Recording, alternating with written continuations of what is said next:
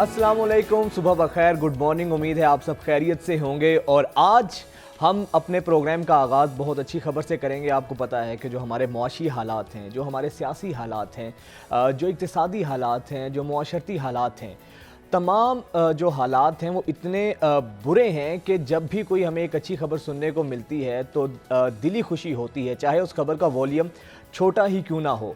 तो आज तो वैसे ही बहुत बड़ी खबर है मईशत के हवाले से, जैसा कि हम सब मुआशी मुश्किलात में घिरे हैं। तो इन हालात के अंदर ख़बर अच्छी ये है कि पेट्रोलियम मसनूआत की कीमतों में 8 रुपये फ़ी लीटर की कमी हुई है।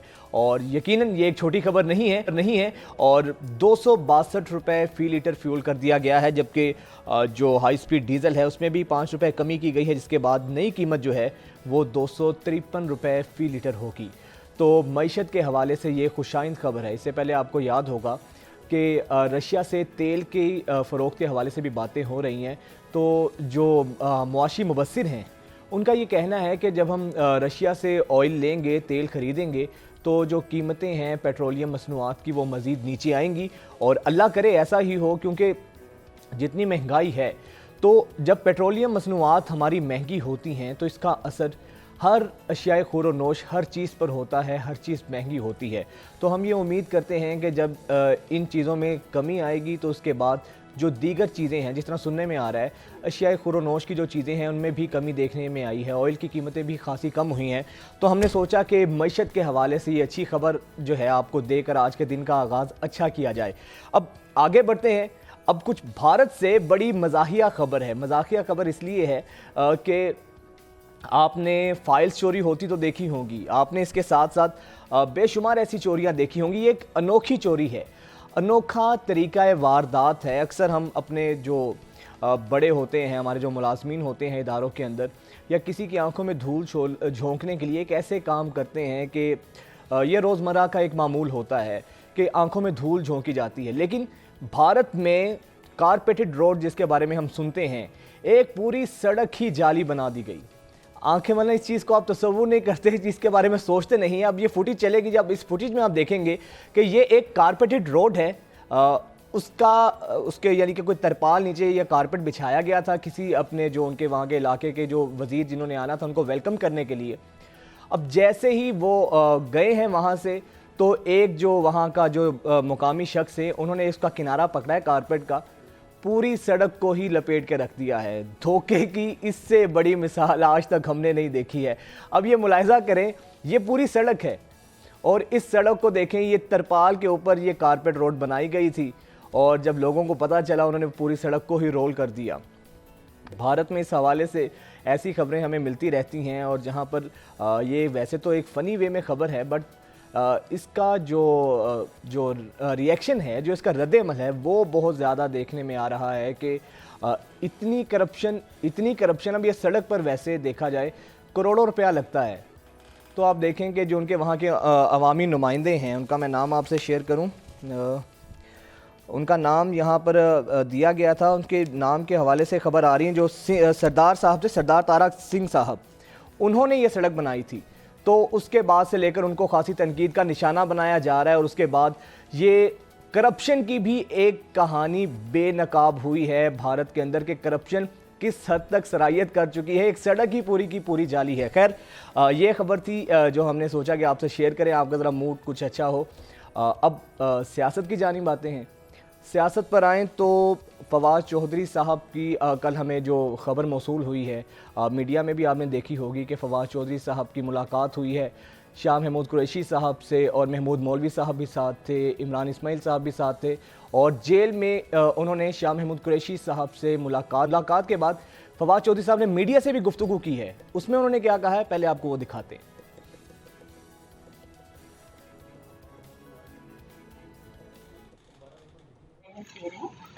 उमूमन मैंने जितना IMF को स्टडी किया है और उनका इंगेजमेंट बाकी ममालिक से देखा है, इस तरह की चीज़ें IMF नहीं कहा करता है ऑर्डिनरली। अब फवाद चौधरी साहब की मुलाकात के हवाले से जब उन्होंने ये मुलाकात की, तो उसके बाद जो शाह महमूद कुरैशी साहब के बेटे हैं ज़ैन कुरैशी साहब, उनकी जानिब से एक ट्वीट सामने आया। उन्होंने कहा कि एक तो उन्होंने तरदीद की, फिर उन्होंने कहा कि हम तहरीक इंसाफ के नज़रिए के साथ खड़े हैं, ہماری تمام تر جو ہمدردیاں ہیں تحریک انصاف کے ساتھ ہیں. فواد چودھری صاحب نے اس حوالے سے کیا کہا، ذرا وہ پہلے ملاحظہ کریں.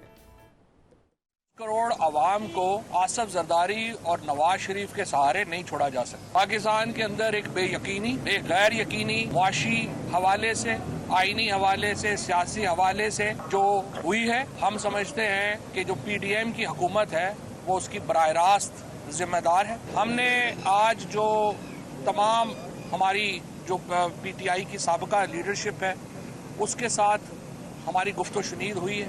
ہمارا ماننا یہی ہے کہ پاکستان کو ایک مستحکم حل کی طرف جانا ہے. ہم سب نے ہی جو 9 مئی میں جو کچھ ہوا اس کی سخت مذمت کی ہے. بے شمار جو بے گناہ کارکنان اندر گئے ہیں ان کو جیلوں سے باہر لانا بھی ہماری ذمہ داری ہے اور وہ ہم نے اپنی ذمہ داری ادا کرنی ہے.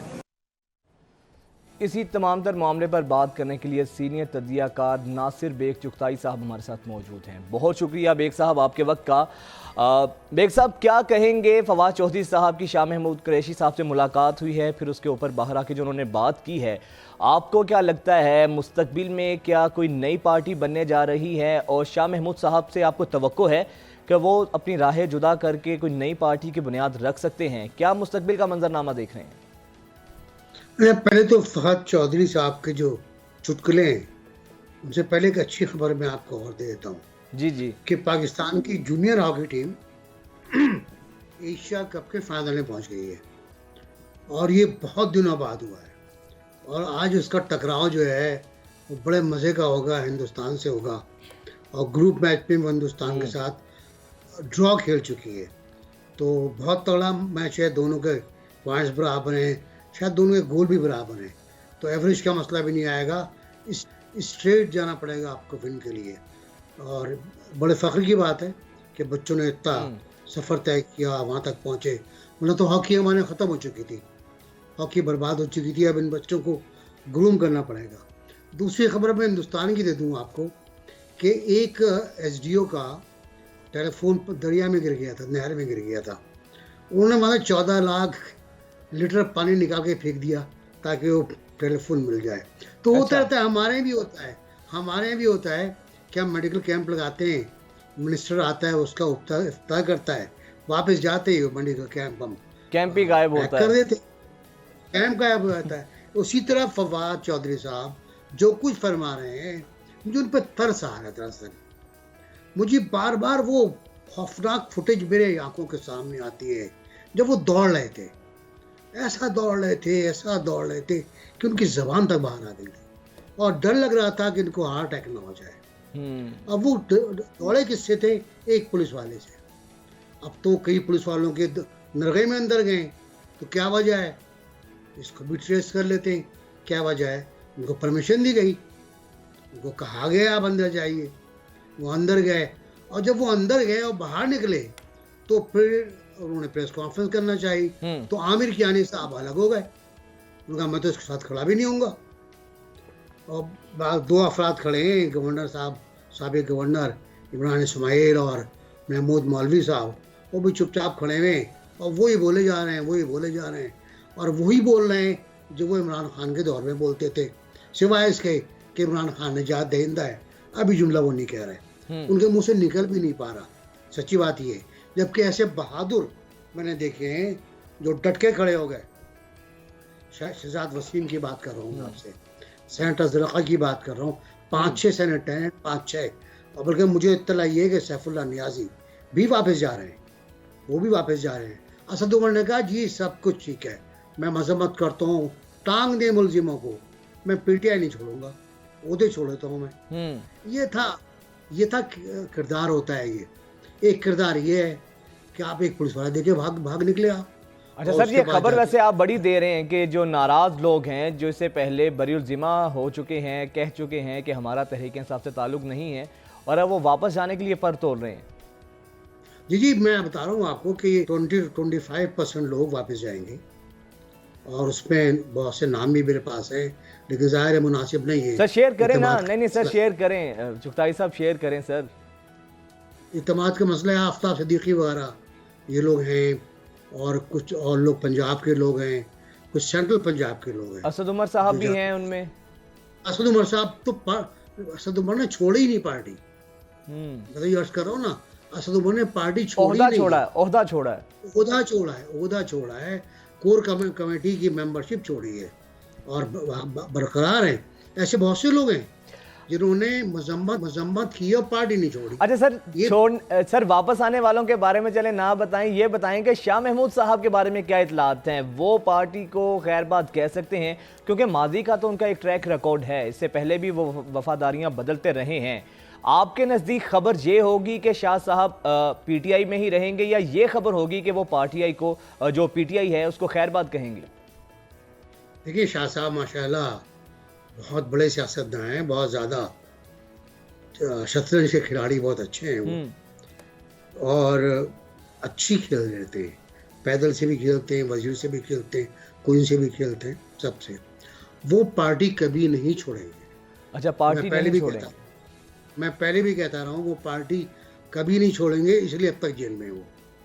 اور اس کی وجہ یہ ہے کہ وہ اپنے آپ کو الٹیمیٹ جانشین سمجھتے ہیں. اگر آپ غور کر رہے ہوں کہ وہ اپنے کو الٹیمیٹ جانشین سمجھتے ہیں اور ان کو اسی طرح پورٹری بھی کیا جا رہا ہے, ایک طرف سے نہیں دو طرف سے. ان کو اسی طرح پورٹری بھی کیا جا رہا ہے کہ وہ عمران خان صاحب کے جانشین ہوں گے, پی ٹی آئی کے نئے سربراہ ہوں گے, اور شاید یہ بھی کہہ دیا گیا ہو کہ آپ پرائم منسٹر بھی ہو سکتے ہیں. اچھا یہ بھی یقین دہانی کروائی جانے کی توقع ہے؟ نہیں, یقین دہانی نہیں, ہو سکتے ہیں, امید دلائی جا سکتی ہے. امید تو پتہ نہیں کتنے لوگوں کو دلائی جاتی ہے, بندہ کون ہے. لیکن سر اسد عمر تگڑے امیدوار نہیں ہے سر چغتائی صاحب؟ نہیں, میرے خیال اسد عمر اتنے تیز آدمی نہیں ہے, اور بندہ بہت شریف ہے, وہ جنٹل مین بندہ ہے, اور اس کے ساتھ بہت زیادتی ہوئی پی ٹی آئی میں.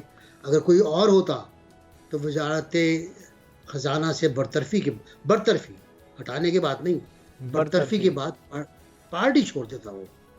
وہ پارٹی چھوڑ دیتا. یہ ہمارے یہاں ہوتا ہے, لیکن اس نے پارٹی نہیں چھوڑی, وہ دل دبا کے بیٹھا رہا. لوگوں نے بہت طنز کیے, بہت تانے مارے اس نے, لیکن یہ وہ گروپ ہے, عمران اسماعیل تھے. لیکن سر چغتائی صاحب ایک نام آپ بھول رہے ہیں سر, پرویز الہی صاحب جو پارٹی کے صدر ہیں, ان کو آپ اگنور کر رہے ہیں سر. یہ دیکھ لیں کہ وہ کہاں سٹینڈ کریں گے. وہ کہاں ہیں؟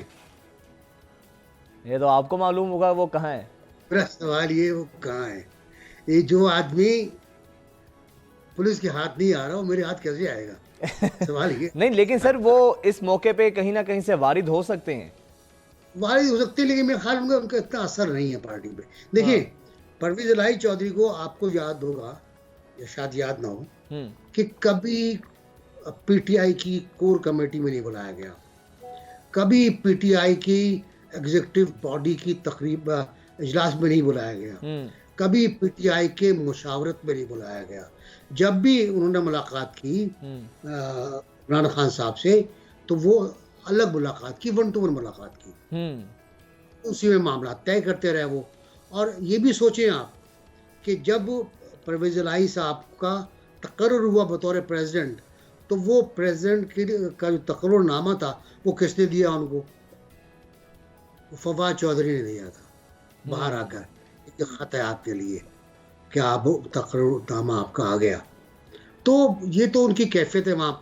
تو مجھے نہیں لگتا کہ پی ٹی آئی میں انہیں کوئی درجہ ملے گا, کوئی مقام ملے گا. وہ کوشش کر سکتے ہیں, لیکن ان کی کوشش کی ناکامی آپ چودھری وجاہت کو دیکھیں, جس طرح وہ واپس گئے ہیں بھائی جان کے پاس کہ بھائی جان معاف کر دیں مجھے آپ, اور بھائی جان نے معاف کر دیا. جس طرح واپس گئے ہیں وہ بڑا کمال کی بات ہوئی ہے. تو پرویز الہی اکیلے رہ گئے. اب مونس واقعی ہیں جو بیرون ملک ہیں, اور 2 روپے بندی لاڑنے کا کیس ہے. تو اس کا مطلب ہے کہ شاہ صاحب بلا مقابلہ پی ٹی آئی کے جو چیئرمین ہیں یا پی ٹی آئی کے صدر منتخب ہو سکتے ہیں. میرا خیال ہے کہ یہ امکانات میں زیادہ ہے کہ پرویز الہی وہ مخدوم شاہ محمود صاحب ہی امیدوار ہوں گے, کیونکہ خان صاحب نے بھی جانشین مقرر کیا ہے. 3 نام لیے انہوں نے. پہلا نام مخدوم شاہ محمود کا ہے, دوسرا پرویز خٹک کا ہے, اور تیسرا میرا خیال ہے مراد سعید کا ہے. تو پرویز خٹک تو اپنی KP کی پالیٹکس میں اتنے انوالو ہیں کہ وہ بیان بھی نہیں دے رہے آج کل، بیان بھی نہیں دے رہے. وہ اپنا وہاں کوئی بڑا دھڑا بنا رہے ہیں چیف منسٹرشپ کے لیے، اور غالباً ان کا انٹرسٹ چیف منسٹر کا ہوگا. ایک گروپ جو آپ نے کیا جہانگیر ترین کا، ان کا جہاز پرواز کر رہا ہے، ان کے جہاز میں تیل پڑ گیا ہے اور اس نے پرواز شروع کر دی ہے. ملاقاتیں ہو رہی ہیں، ہاں ملاقاتیں ہو رہی ہیں. کل تک میری اطلاع تھی کہ 30 افراد سے ملاقاتیں کر چکے ہیں وہ، جن میں MNAs ہیں، MPs ہیں، اور فردوس عاشق اعوان صاحبہ ہیں. فردوس عاشق اعوان صاحبہ سے بھی ملاقات ہوئی ہے، ملاقات ہو چکی ہے آپ. اور اس کے بعد فردوس عاشق اعوان صاحبہ نے جو بیان دیا ہے بشرا بی بی کے بارے میں، وہ واقعی غلط توجہ بیان طلب ہے. لیکن بہت چغتائی صاحب، توجہ طلب ہے. سر دو بڑے شخصیات ہیں جنہوں نے ڈیرے ڈالے ہوئے ہیں لاہور میں. ایک تو ترین صاحب ہیں اور دوسری جانب آصف زرداری صاحب ہیں. میں ادھر ہی آ رہا تھا، بالکل ادھر آ رہا تھا. ہاں، تو اب دونوں میں آپ کو کیا لگتا ہے کہ کون؟ آصف زرداری صاحب ترین صاحب سے بڑے کھلاڑی ہیں. بالکل، اس میں تو کوئی شک ہے ہی نہیں. وہ 1 سال سے جنوبی پنجاب پہ لگے ہوئے تھے. کل جس گروپ نے شرکت کی ہے اس کو ایک چینل نے سونامی کہا ہے.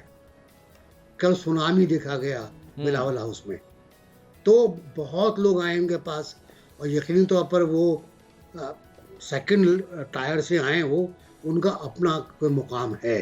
جب ہی زرداری صاحب نے ان سے ملاقات کی ہے، نہ ملاقات نہیں کرتے ہیں وہ چھوٹے لوگوں سے، وہ صرف MNAs MPs لیڈروں سے ملاقات کرتے ہیں جو میٹر کرتے ہیں، اور ان کے رابطے بھی انہی سے ہوتے ہیں. ورکرز سے زیادہ تعلق ہے ان کا، رابطہ اپنی پارٹی کے ورکر سے، اور بہت اسٹرانگ تعلق ہے ان کا. اب پنجاب میں جو صورتحال بن رہی جنوبی پنجاب میں، وہ ہے پاکستان پیپلز پارٹی، جہانگیر ترین، مسلم لیگ قاف. مسلم لیگ قاف اور پیپلز پارٹی میں صلاح مشورے ہو رہے ہیں کہ اگر کوئی آپ کے پاس آ رہا ہے تو آنے دیں، کوئی میرے پاس آ رہا ہے تو آپ اس کو آنے دیں، روکے نہیں. پیپلز پارٹی نے صرف ایک بنایا ہے اسٹینڈرڈ، معیار بنایا ہے، باقی کوئی معیار نہیں ہے قبولیت کا. وہ یہ ہے کہ ہمارے خلاف کس نے کتنے بیانات دیے، وہ اس کو میجر کریں گے. وہ اس کا جو کنڈکٹ ہے اسمبلی کے اندر وہ میجر کریں گے، اس کے بعد وہ فیصلہ کریں گے. اچھا سر، ہماری جو پیپلز پارٹی کی اکثر قیادت سے بات ہوئی ہے، 2 شخصیات تو ایسی ہیں جن کے بارے میں انہوں نے کہا ہے کہ پیپلز پارٹی ایٹ لیسٹ ان کو تو کبھی تسلیم نہیں کرے گی، نہ اگر وہ واپس آنا چاہیں تو ان کے لیے تو ہمارے دروازے بند ہیں، جن میں سر فہرست فواد چودھری صاحب ہیں اور فردوس عاشق اعوان صاحبہ ہیں. یہ دونوں لوگ ہیں جن کے بارے میں PTI کے جو ورکرز ہیں یا جو لیڈرشپ ہے وہ ریلوکٹنٹ ہے اس بارے میں کہ ان کو ہم نہیں تسلیم کریں گے. مخدوم صاحب بھی ہیں، مخدوم شاہ محمود بھی ہیں. اچھا، شاہ صاحب بھی ہیں.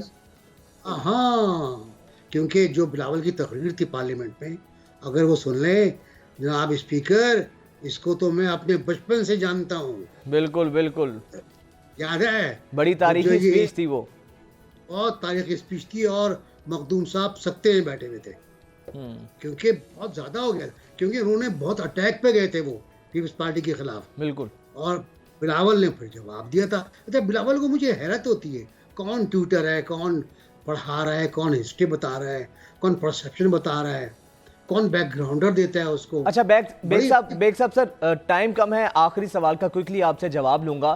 سر پنجاب میں یہ جو ووٹ بینک تقسیم ہوگا، اس منقسم ووٹ بینک کا فائدہ کس پارٹی کو ہوگا؟ میرا خیال ہے ایک مخلوط حکومت بنے گی جس میں شاید PTI نہ ہو. ٹھیک ہے، مخلوط حکومت بنے گی جس میں شاید PTI نہ ہو. بہت شکریہ ناصر بیگ چغتائی صاحب آپ کے وقت کا. لیکن یہ جو سیاسی منظرنامہ ہے یہ بڑا انسرٹن سا ہے، کیونکہ جہانگیر ترین صاحب نے بھی لاہور میں ڈیرے ڈالے ہوئے ہیں، پھر آصف زرداری صاحب بھی یہاں پر موجود ہیں اور بڑی اہم ملاقاتیں ہو بھی رہی ہیں. اب دیکھنا یہ ہے کہ اس منقسم ووٹ بینک کا آخر فائدہ کس کو ہوگا. یہ وہ سوال ہے جس کا جواب سب لوگ دیکھ رہے ہیں اور اس حوالے سے سب لوگ ہاتھ پاؤں بھی مار رہے ہیں. خیر آگے بڑھتے ہیں اور بھارت سے ہی آپ کو ایک خبر دیتے ہیں. بھارت میں آپ کو یاد ہوگا کہ ویسے تو بھارت خود کو بڑا نام نہاد جمہوریت کا چیمپئن گردانتا ہے، سیکولر اپنا چہرہ دکھاتا ہے دنیا کو، لیکن ساری دنیا جانتی ہے کہ بھارت میں مائنورٹیز، چاہے وہ مسلم ہوں، کرسچنز ہوں، دلت ہوں، कोई भी भारत के शर से महफूज नहीं है। गुज़िश्ता रोज़ चंद दिन से भारतीय जो ख़वातीन रेसलर्स हैं, जो उनके सदर थे रेसलिंग फेडरेशन के, उनके ऊपर ये इल्ज़ाम था कि उन्होंने ख़वातीन को हिरासा किया है, सेक्सुअल हैरेसमेंट के उनके ऊपर इल्ज़ामात थे। और फिर इन ख़वातीन रेसलर्स ने जिन्होंने तमगे जीते हैं, गोल्ड मेडल जीते हैं, उन्होंने ये कहा कि अगर इनको गिरफ़्तार ना किया गया, इनके ख़िलाफ़ कोई एक्शन ना लिया गया, तो हम जो अपने मेडल्स हैं वो दरिया में बहा देंगे। लेकिन उसके बाद क्या हुआ कि वहाँ के जो उनके रहनुमा थे वो वहाँ पर मौजूद आए, उन्होंने यकीन दहानी करवाई कि ये हमारे कौमी मेडल्स हैं, इनको दरिया में ना बहाएं, मुझे टाइम दें, तो उसके बाद फिर हम देखते हैं इनके खिलाफ़ कार्रवाई होगी। उन्होंने यकीन दहानी कराई। तो उन रेसलर्स ख़वातीन ने जो एहतजाज कर रही थी, उन्होंने अपने मेडल्स उनको दिए और फिर 5 रोज़ का टाइम दिया है। तो ये है भारत का वो मकरू चेहरा। अब भारत दुनिया के सामने तो अपना बड़ा सॉफ्ट इमेज दिखाता है, ख़ुद को बड़ा जमहूरियत का चैम्पियन कहता है, लेकिन असल हकीकत ये है भारत की कि भारत वहाँ पर ना तो भारत की ख़वातीन महफूज हैं और ना ही वहाँ पे किसी किस्म की कोई जो माइनॉरिटीज़ हैं वो इनके शर से महफूज हैं। तो दुनिया को देखना होगा कि भारत का ये दोहरा चेहरा है, मुनाफिकत का ये जो नकाब है भारत का, ये कितना तज़ाद है उसके असली रूप में और उसका ये जो दोगला चेहरा है। खैर, अब आगे बढ़ते हैं। मईशत के हवाले से थोड़ी सी ज़रा बात कर लेते हैं।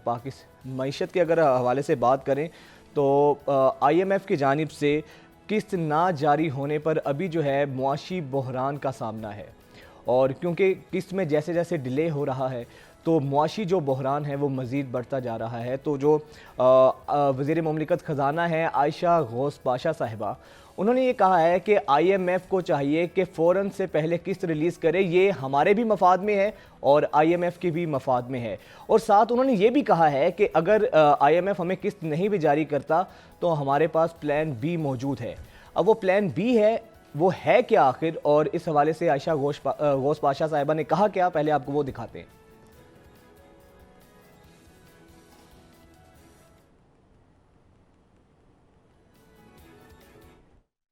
ये जो IMF दे रहे हैं, IMF उमूमन मैंने जितना IMF को स्टडी किया है और उनका इंगेजमेंट बाकी ममालिक से देखा है, इस तरह की चीज़ें IMF नहीं कहा करता है ऑर्डिनरली। अब अगर उन्होंने कह दिया और आप कह रहे हैं ऑफिशियल स्टेटमेंट भी है, तो मेरा तो अपना ख्याल है कि एक्स्ट्रा ऑर्डिनरी चीज़ें इस वक्त IMF को भी नहीं डालनी चाहिए। रही बात ये कि रूल ऑफ लॉ, वही रूल ऑफ लॉ के तहत ही तो हम आगे बढ़ रहे हैं। इसी पर बात करने के लिए former chairman FBR Abdullah Yusuf साहब हमारे साथ मौजूद हैं। बहुत शुक्रिया अब्दुल्ला यूसुफ साहब आपके वक्त का। सर, अब आपको क्या लगता है अगर IMF किस्त जारी नहीं करता तो जो आयशा गौस पाशा साहिबा ने कहा है कि तो ना करे तो खैर है, हमारे पास प्लान B मौजूद है, सर लगता है आपको हमारे पास प्लान B मौजूद है और अगर नहीं भी IMF हमारी किस्त रिलीज़ करता तो हमें उससे कोई असर नहीं पड़ेगा? जी शुक्रिया। देखें, बात ये है कि ये जो IMF वाली बात है ना, ये हमारे लिए एक बहुत ही इम्पोर्टेंट और क्रिटिकल चीज़ होती है जो कि उनके साथ हमें एग्रीमेंट करना होता है और फिर हम आगे चल पाते हैं इन डिफरेंट वेज। मसलन जो आपका दूसरे जो इंटरनेशनल वो जो हैं हमारे बैंकिंग सेक्टर है और सारे, उनके लिए वो होता है ना एक सपोर्टिंग चीज़। अब ये जो बात है, ये जो की गई है कि जी IMF से अगर हमें नहीं मिलता तो हम फिर भी चल पड़ेंगे आगे, मेरे ख्याल में ये बात जो है ना असूली तौर पे सही नहीं है, इसलिए कि अभी हमारी जो पोजीशन है इट इज़ वेरी क्रिटिकल। एक तरफ हमारा फिस्कल डेफिसिट, दूसरी तरफ ट्रेड डेफिसिट, तो आपके जो डेट में जिस तरह इजाफा चल रहा है, ये बात जो है ना कि जी आपके पास पैसे होंगे, इधर से नहीं मिलते तो हम उधर से ले लेते हैं, ये बहुत ही मुश्किल बात होगी और इसको हमें हर हालत में देखना है और कोशिश करनी है कि ये चीज़ जो है ना, जो काफ़ी देर से अभी तक पेंडिंग चल रहा है ये IMF का एग्रीमेंट, इसके साथ हम इसको फाइनलाइज कर सकें। ठीक, तो सर ये जो आयशा गौस पाशा साहिबा कह रही हैं कि प्लान B हमारे पास मौजूद है, आपको क्या लगता है क्या होगा प्लान B? चाइना की जानिब हमें देखना पड़ेगा या दोस्त ममालिक से कर्ज लेना पड़ेगा, होगा क्या प्लान B?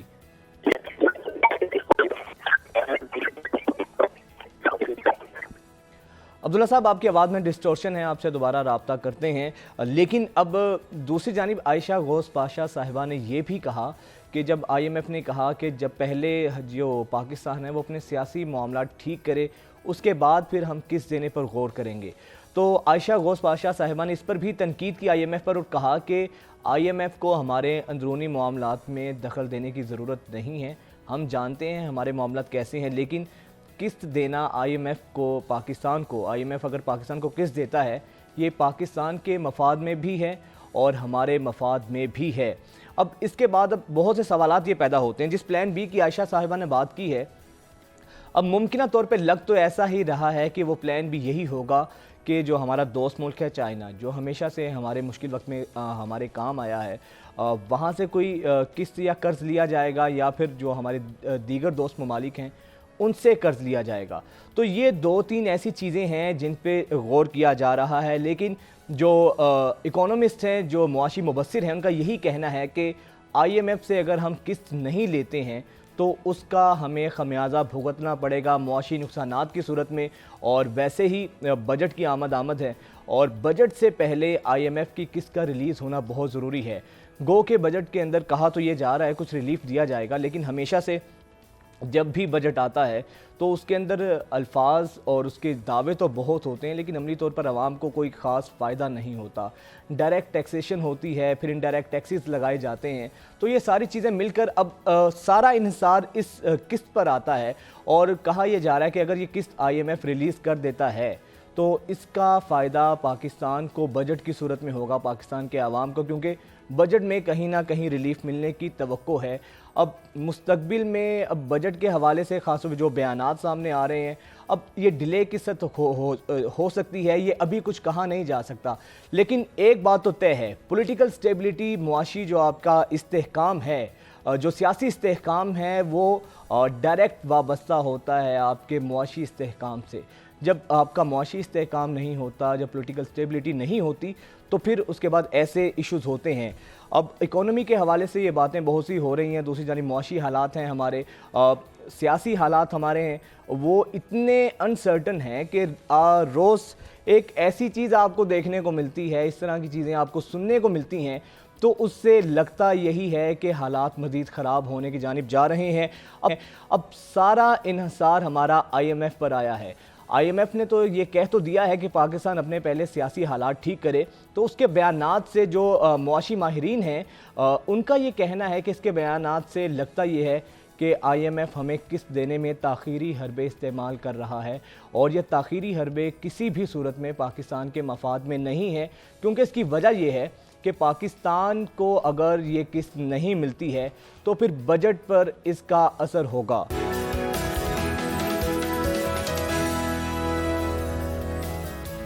بریک کے بعد ایک دفعہ پھر سے آپ کو خوش آمدید کہیں گے.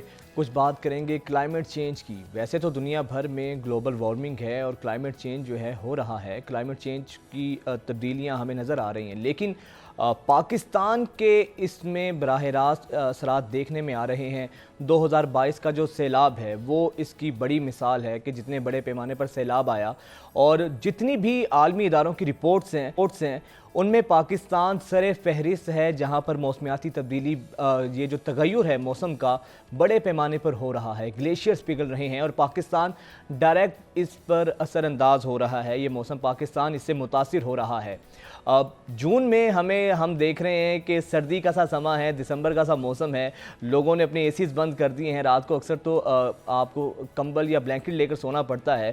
اس کی وجہ یہ ہے, اور سکھر, اس کے علاوہ حیدرآباد جیسا ایریا, حیدرآباد جیسا علاقہ, شہر جہاں پر مئی میں 45 ڈگری تک ٹیمپریچر ہوتا ہے, تو وہاں پر ژالہ باری دیکھنے کو مل رہی ہے. برف وہاں کے اتنے, یعنی کہ جو برف ہے وہاں پہ جو ژالہ باری ہوئی ہے اس کا جو سائز ہے ایک بال جتنا اس کا سائز تھا, اور ہمیں یہ دیکھنے کو ملا پھر پنجاب کے ڈیفرنٹ ایریاز میں مئی میں برف باری کا ہونا, ژالہ باری کا ہونا, یہ ایک بہت ہی غیر معمولی چیز ہے.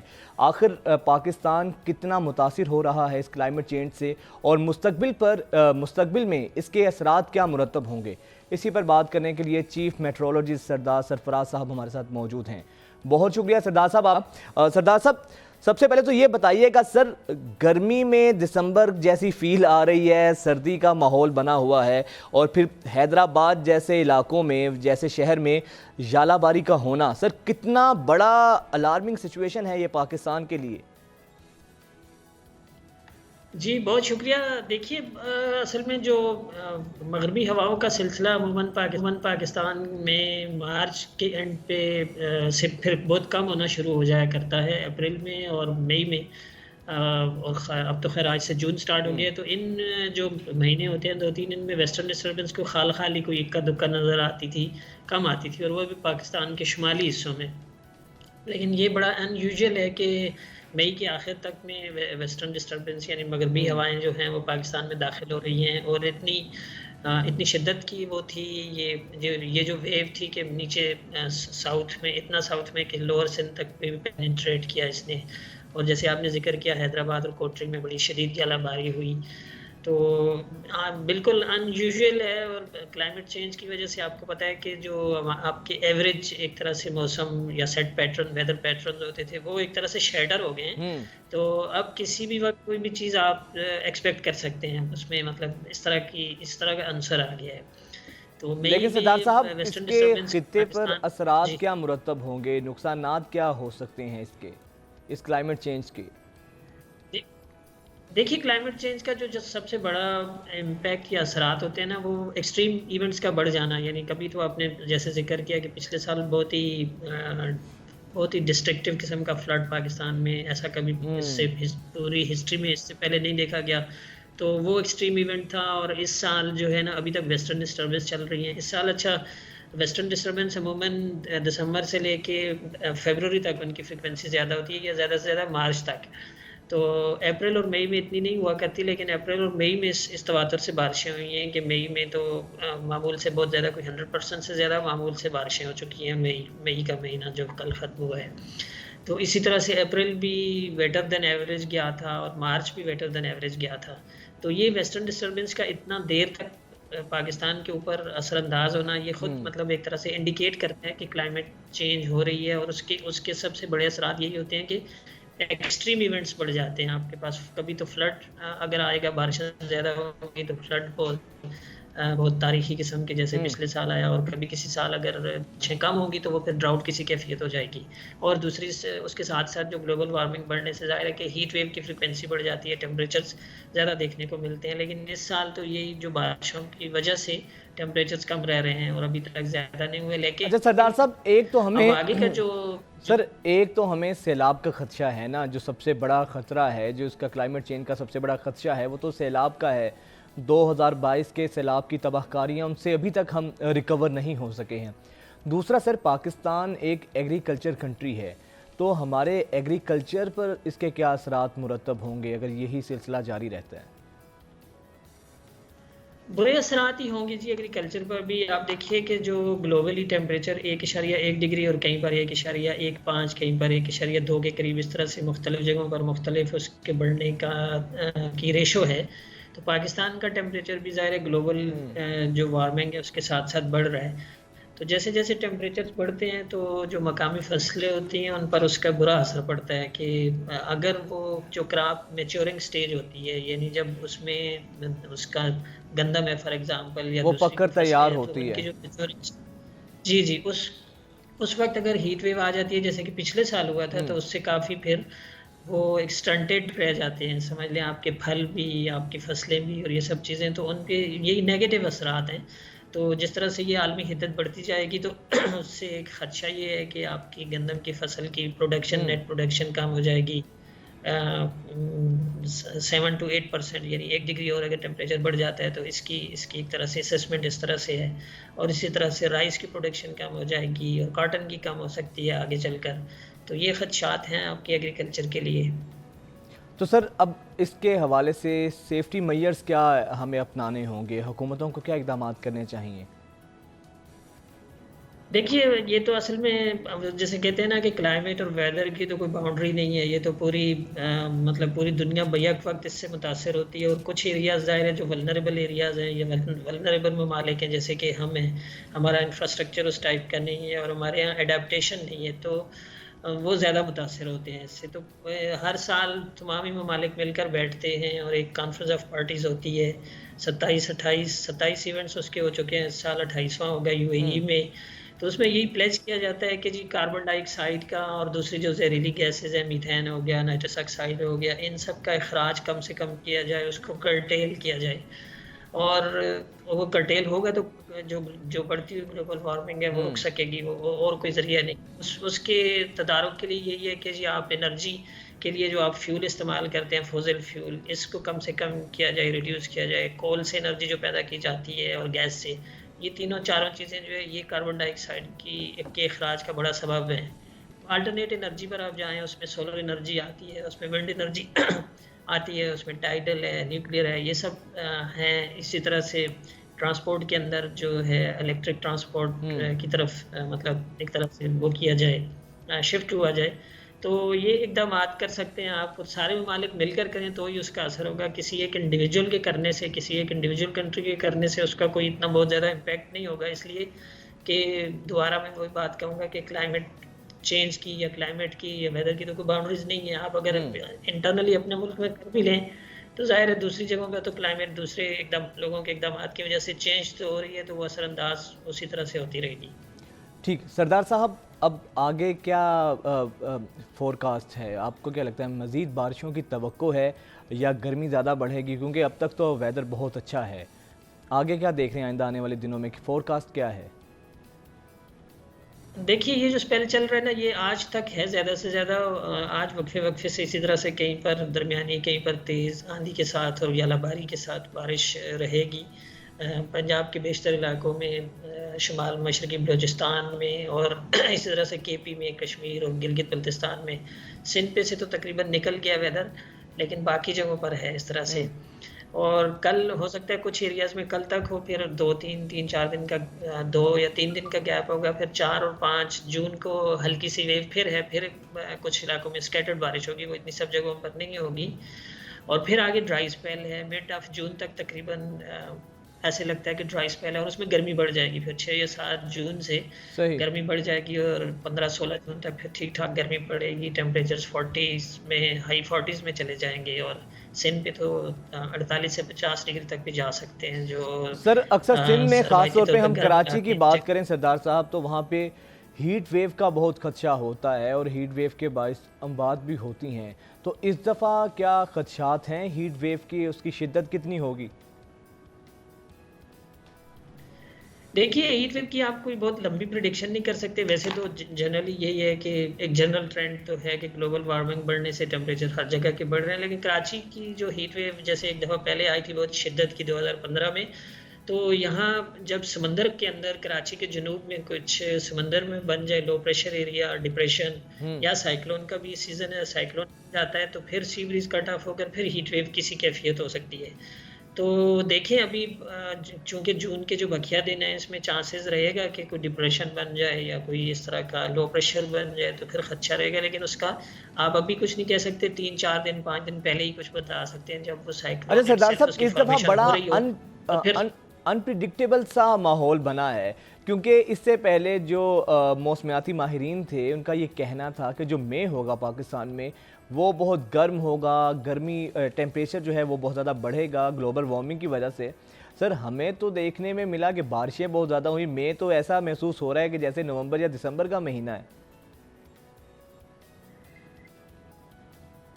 جی ایسے ہی ہے بالکل. اصل میں یہی تھا کہ اگر یہ بارشوں والا جو سلسلے ایک کے بعد یعنی کم از کم 3 بڑی اسٹرانگ ویسٹرلی ویوز آئی ہیں پاکستان میں داخل ہوئی ہیں جو مغربی ہواؤں کے سلسلہ ہوتا ہے, تو مئی میں عموماً کوئی نہ ہونے کے برابر ہوتی ہے. یعنی مئی کی اگر آپ ایریا ویٹڈ پورے پاکستان کی ایوریج رین فال بھی دیکھیں تو وہ کوئی 10 ملی میٹر کے آس پاس ہوتی ہے, یعنی پورے پاکستان کی ایوریج اگر دیکھی جائے تو اس کا مطلب یہ ہے کہ مئی میں بہت کم بارشیں ہوا کرتی ہیں. تو ظاہر ہے جب بارشیں کم ہوتی ہیں, ڈرائی کنڈیشنز ہوں, بالکل کلیئر اسکائز ہوں, تو گرمی بڑھتی ہے. لیکن اس کی وجہ یہی رہی کہ 3 ویوز آگے پیچھے آئیں, اور تقریباً ایک ہفتے کے 5 سے 7 دن کے دورانیے کی اسی طرح سے, اور شدید بارشیں, یالہ باری اور یہ سب رہا, کلاؤڈی ویدر رہا زیادہ تر, تو اس وجہ سے گرمی نہیں پڑی. تو اس وقت مطلب جب انیشیلی کہا گیا تھا ایک طرح سے عالمی اداروں کی طرف سے بھی اور یہاں پر لوکلی بھی کہ جی مئی گرم ہو سکتا ہے، تو اس وقت یہ شاید اس کی اسیسمنٹ کم تھی کہ ویسٹرن ڈسٹربنس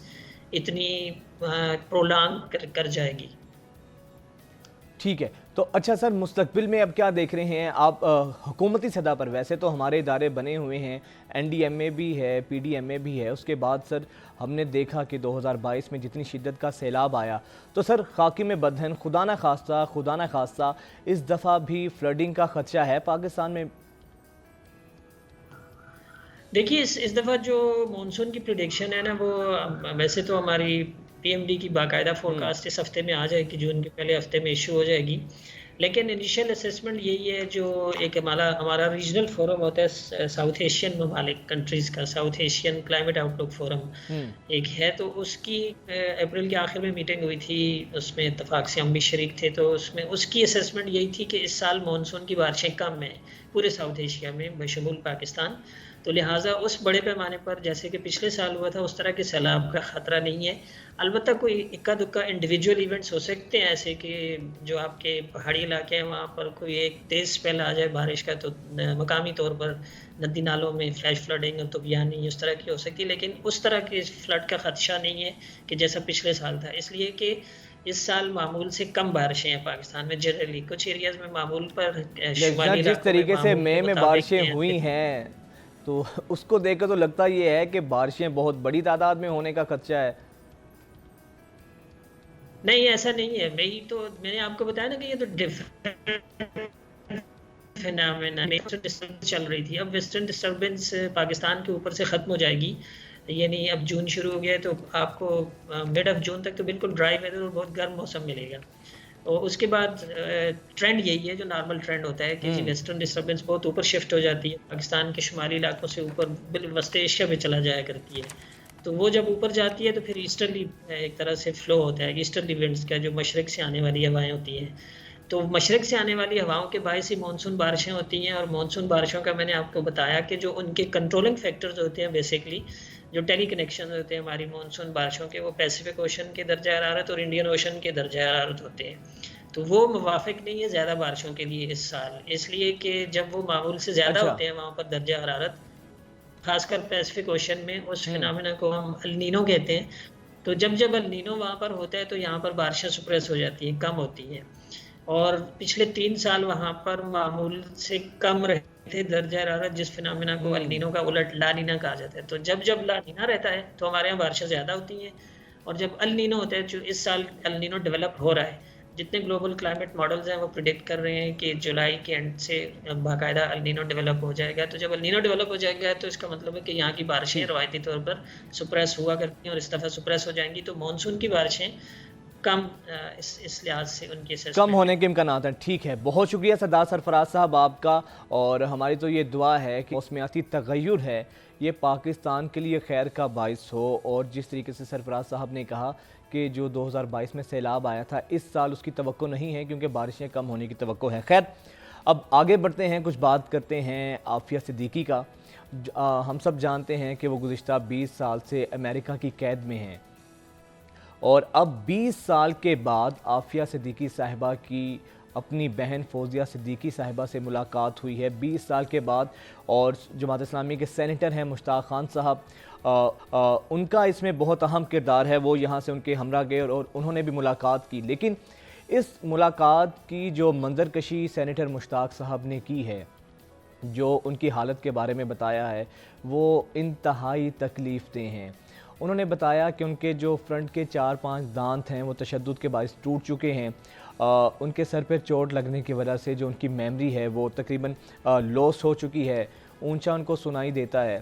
اور ہمیں یہ بھی معلوم ہے کہ جب عافیہ صدیقی صاحبہ کی جو والدہ ہیں وہ اس دنیا میں نہیں رہی ہیں، تو جب ان کی ملاقات ہوئی تو عافیہ صدیقی صاحبہ اپنے بچوں کے بارے میں پوچھتی رہیں. وہ کہتی رہیں کہ چلیں کم از کم ان کو تصویر دکھانے کی اجازت ہو جائے. فوزیہ صدیقی صاحبہ ان کے بچوں کی تصاویر ان کو دکھانا چاہتی تھی، لیکن امریکہ نے جو وہاں کے ان کے جیل کے حکام تھے اعلیٰ، انہوں نے وہ تصویر بھی نہیں دکھانے کی اجازت دی. تمام جو گفتگو تھی 2.5 گھنٹے پر محیط یہ ملاقات تھی، اور اس ملاقات کی مسلسل ریکارڈنگ ہوتی رہی. ان کو بالکل ایک ایک شیشے کا ایک گلاس تھا، اس کے دوران وہاں پہ ان کی ملاقات ہوئی اور ان کو فوزیہ وہ ایک گلاس تھا وہاں پر ان کی ملاقات ہوئی، بیچ میں گلاس تھا. اور دوسری جانب جو فوزیہ صدیقی صاحبہ ہیں ان کی بہن، وہ درخواست کرتی رہیں جیل حکام سے کہ مجھے ان سے ملنے دیا جائے. 20 سال کے بعد بہن مل رہی ہے، ان کو گلے لگنے دیا جائے، ہاتھ ملانے دیا جائے، تو وہ بھی ان کو اجازت نہیں دی گئی. بیڑیوں میں جکڑ کر ان کو لایا گیا، اس کے بعد پھر ان کو جانے دیا گیا.